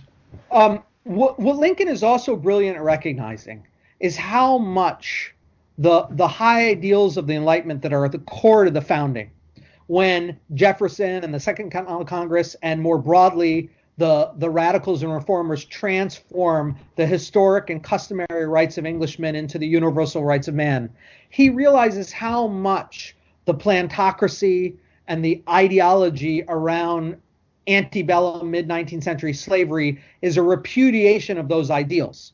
He realizes that what's had to happen is there's had to be the development of white racialism, that essentially people have had to say no, that people who defend in the antebellum United States the expansion of slavery, people who defend slavery at all costs and slaveholders' power in D.C. have to say there are not universal rights of man. Mm-hmm. There are, in fact, races apart, not dissimilar to the castes that were apart in the old regime in the medieval world. Right. And different groups of people, now due to skin color, less about hereditary status at birth, whether a commoner or a noble person, there's the recrudescence of hereditary status in the slave ideology, the slavers' ideology of the mid-19th century, and it's a threat to all the Enlightenment ideals.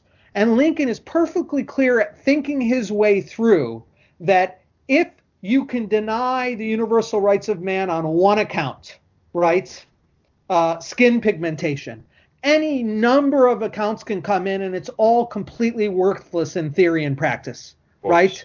If you can enslave, as he points out, if you can enslave somebody because you're lighter skinned than they are, then a fatter person can enslave a thinner person. A fairer person can enslave a less fair person.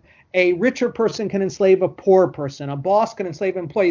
That essentially, as Lincoln points out, there is no standard you can introduce to slavery that can't ultimately affect everyone.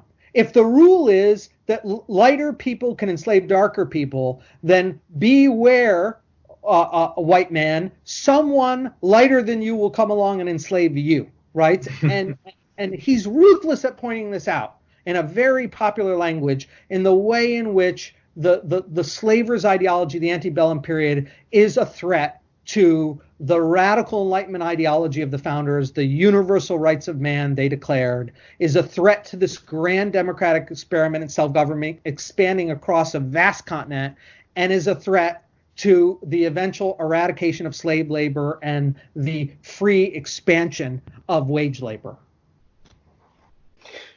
Okay, so we've got about 2 questions left here, and what I'd like to do is we've already made a bit of a foray into the 19th century here, and so this will sort of stand in line with that. And so the second to last question is how did the legacy of the revolution play out in the great events of the final decades of the 18th century, namely the debate over the ratification of the Constitution, but also the debate over the French Revolution and European and British efforts to defeat it in the emergence of political parties?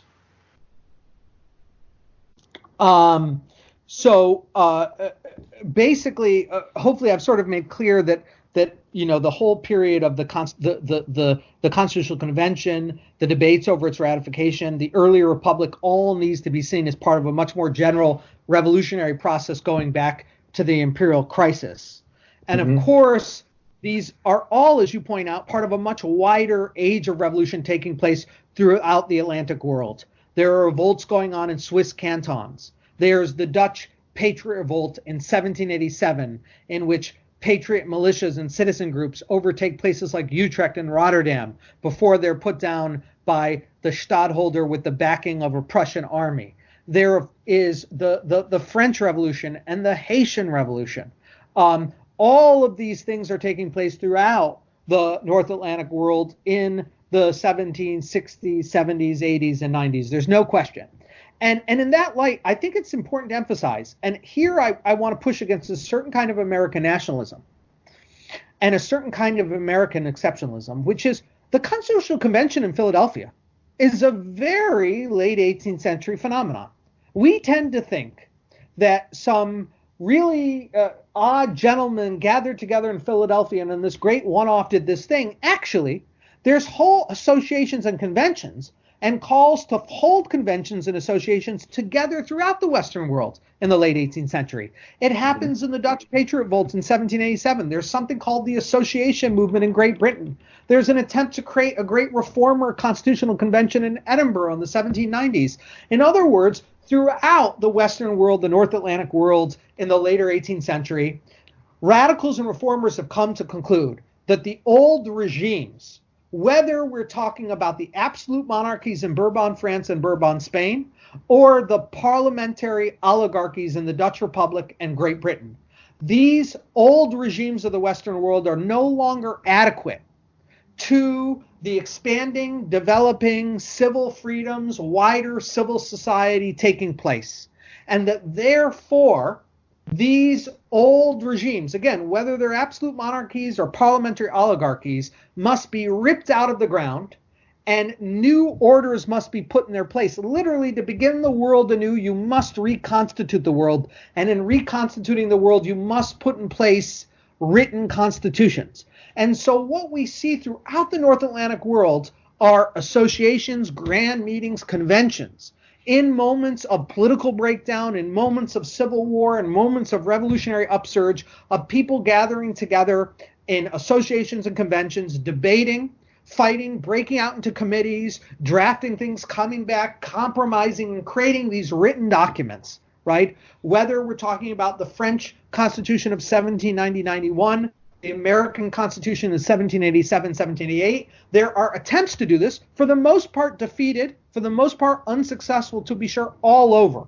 And that's a shared sensibility amongst radicals and reformers, Enlightenment radicals and reformers in the North Atlantic world, that it's simply not enough anymore to try and hope that the old regime, the existing absolute monarchies and parliamentary oligarchies, reform themselves, transform themselves. Rather, they've become really wretched institutions, degenerate institutions, no longer adequate to the kind of civil freedoms and civil societies that they've helped to give rise to. Meaning, all due historical recognition needs to be given to the enlightened absolute monarchies of the Western world. All due historical recognition needs to be given to the great parliamentary regimes of the historic parliamentary regimes of the heroic parliamentary regimes of the Dutch Republic and of Great Britain. We should give historical recognition. The enlightened absolute monarchies, the revolutionary parliamentary regimes of the Dutch Republic, Great Britain, did a great deal to bring into existence a successful and prospering civil society, commercial society. But by the later 18th century, that civil society, that commercial society, that world of bourgeois freedom, of civil freedom, is pushing at the boundaries of the existing old regimes, whether it's absolute monarchy or parliamentary oligarchy. It's pushing at the boundaries. It wants to break through, and a key mechanism by which it does so is the idea that these old regimes have to be ripped out of the ground, and new regimes that allow for the limitless self-development of civil society, of bourgeois society, have to be put in their place. And so there are these attempts to associate, to convene, to reconstitute the world all over. It just happens to be that there's only one place in which they put together a document that is at the heart of a regime that has been standing continuously without interruption since 1788. And that is in Philadelphia in 1787. Mm-hmm. And if I can just say one more thing about that, you had said talk about it in broader, but then what was your second question? Something about after the Constitution? Yeah, not simply the debate over the and ratification of the Constitution, but also the debate over the the French Revolution and the European efforts to defeat it. And then thirdly, the emergence of political parties. And here what I'm thinking about is, what was the significance of the election of Thomas Jefferson in 1800, viewed against this background. Yes, exactly. I understand exactly what you're saying. So we're talking about basically the emergence of the Federalist and the Democratic Republics, particularly in the context of the early Constitutional Republic and the debates over how to handle the French Revolution, the British Empire, right? Mm-hmm. What I would want to stress that is really, really important is Alexander Hamilton and Thomas Jefferson. Okay, so on one side, you have the Federalists that are emerging with kind of Alexander Hamilton as their thought leader and their political leader, John Adams. And then on the other side, the Democratic Republican thought leaders and political leaders around Thomas Jefferson, James Madison, etc.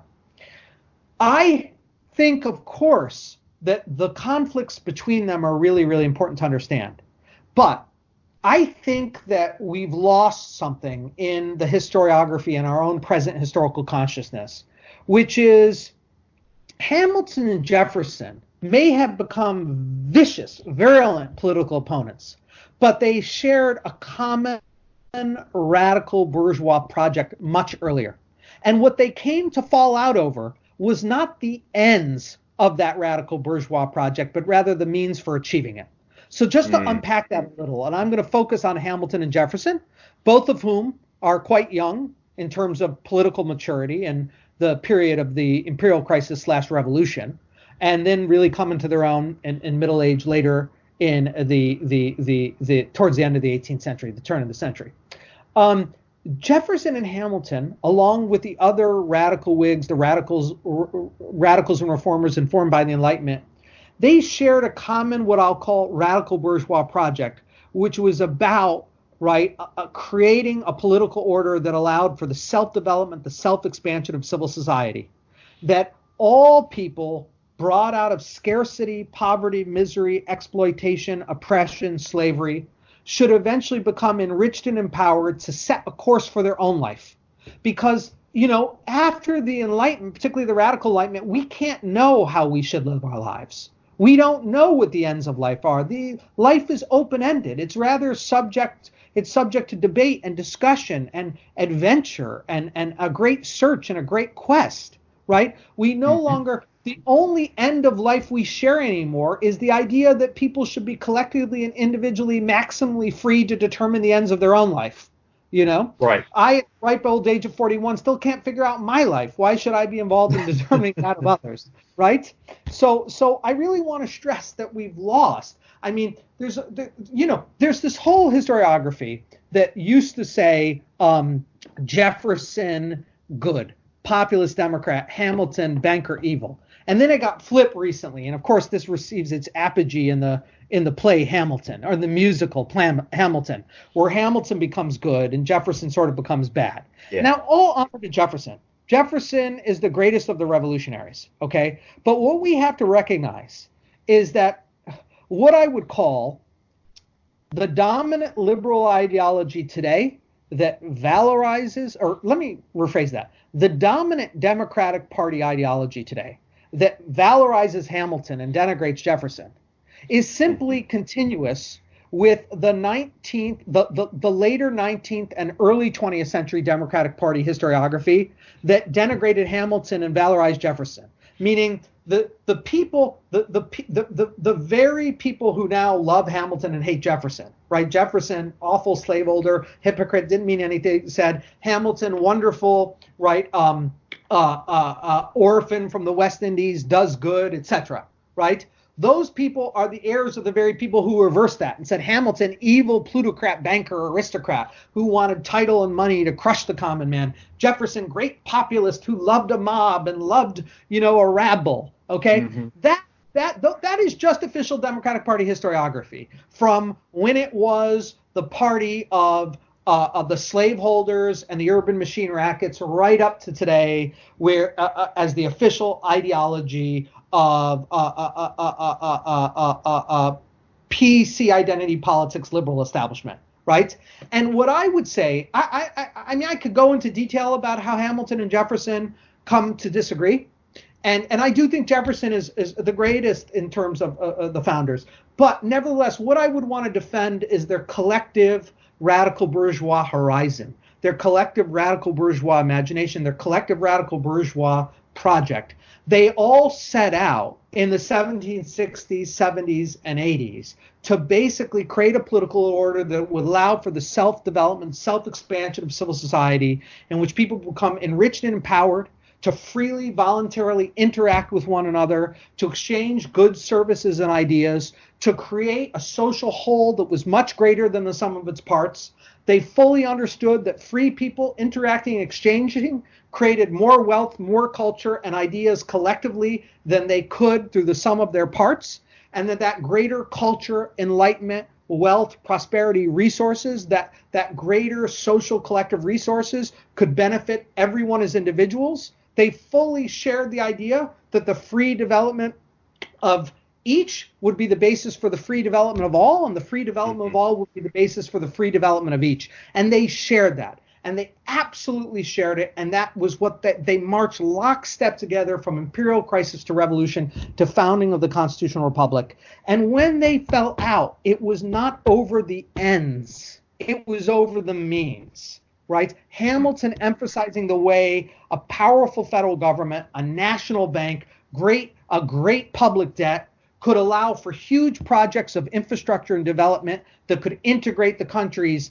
navigation, riverways, landmass, that could allow somebody who has a bad life in their early years in Philadelphia to easily take up and move out west and become somebody new and pull themselves up, could allow for opportunities. Hamilton absolutely has that vision, and his emphasis on a strong federal government, on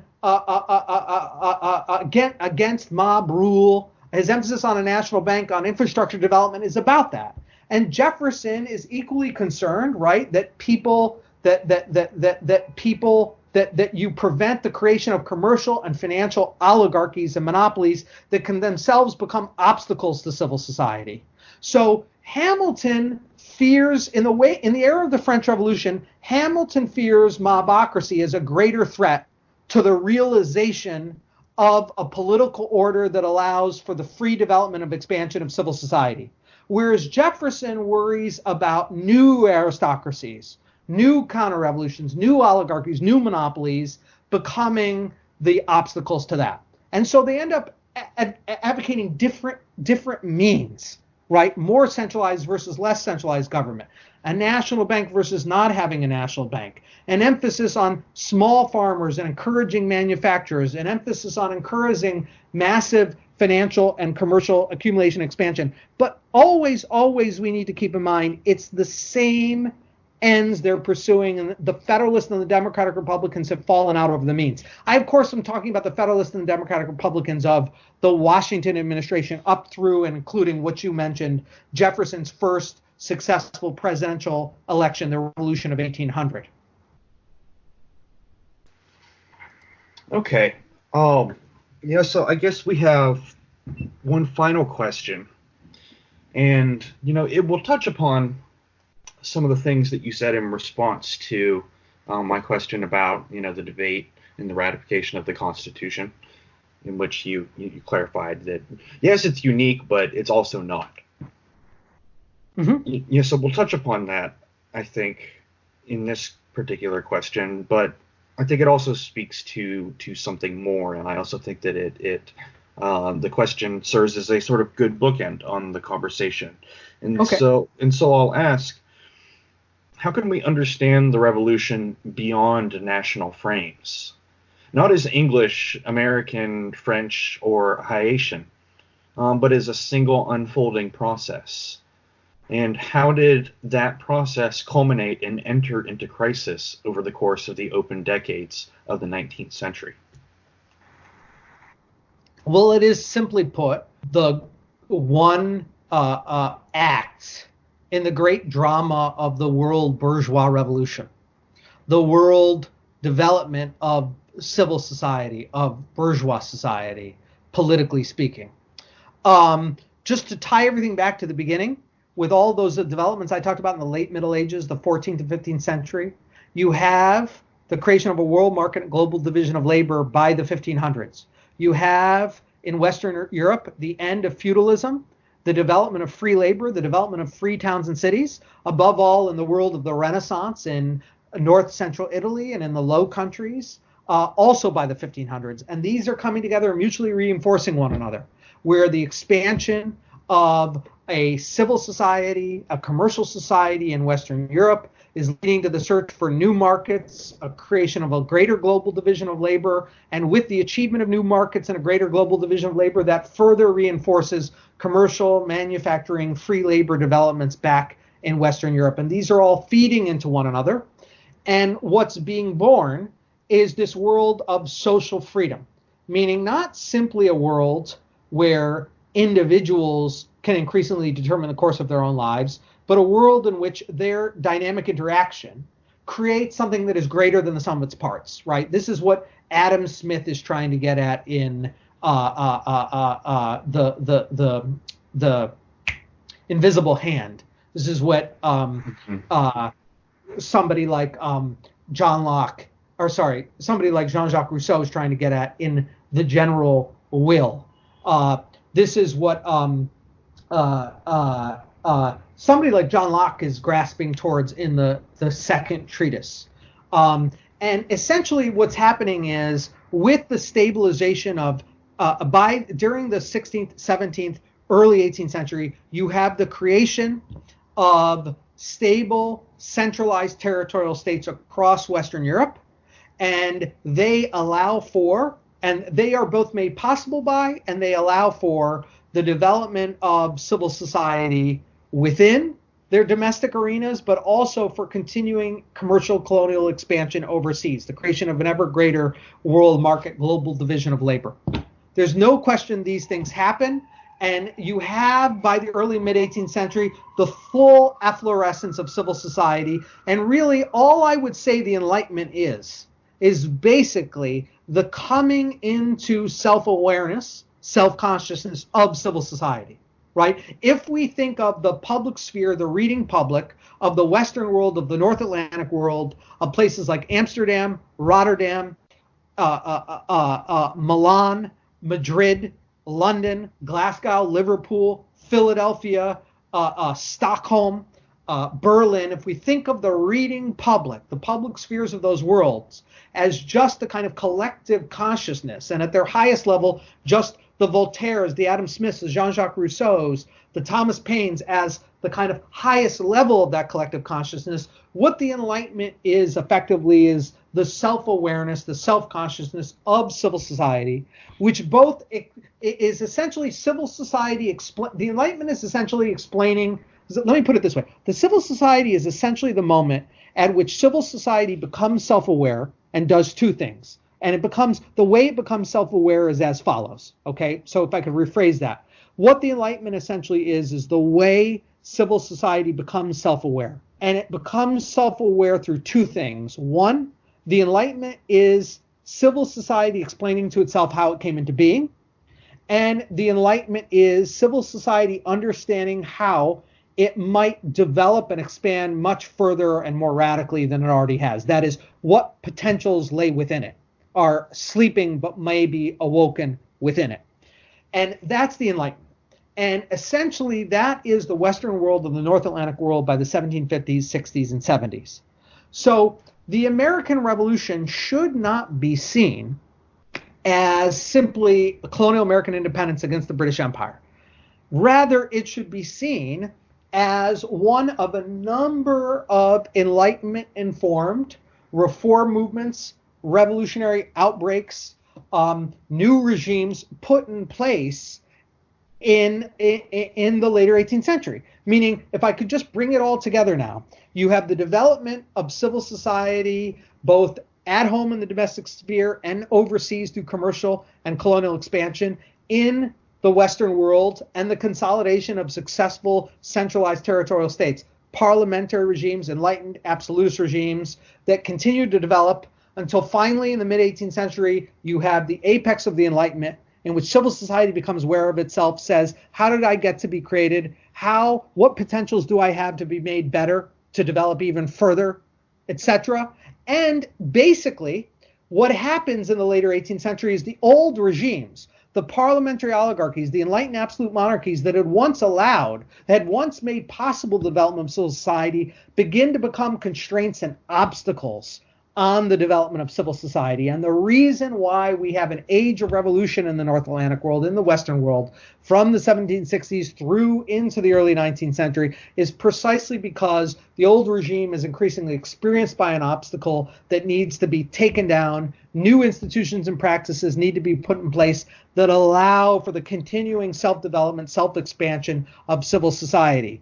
And if I could just finish this one point, one of the great historical ironies, if you will, or maybe that's not the right word, but let me just use it. Nevertheless, one of the great historical ironies is where civil society had developed furthest, Britain and its Atlantic Empire, is where first, through the American Revolution, civil society breaks through the dams of the old regime. So one of the great historical ironies is that Britain, in terms of its political order and imperial order, had most allowed for the development of civil society, more so than even the Dutch, the French, other Western regimes.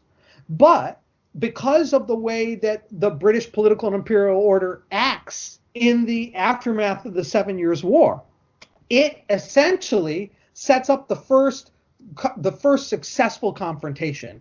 So if we could put it in historical terms, the post-revolutionary, the post-1688 British Whig regime both makes possible the development of civil society further than anywhere else, and that civil society that is more developed further has more ambition and aspiration to expand even further beyond where it's developed. And when the ruling elite of that post-1688 British order refuse it, when it attempts to block the ambitions and aspirations, essentially it triggers this profound revolutionary crisis. And so the American Revolution is the first breakthrough in which this aspirational, ambitious civil society tears down an old regime. Up to that point in history, the most liberal, progressive old regime, the British parliamentary order, and builds a new order of things, a new order of the world, the United States, which is intended to allow for the continuing self-development, self-expansion of civil society. And it's in that sense that I think we can denationalize, de-Americanize 1776 and make it a moment truly in world history.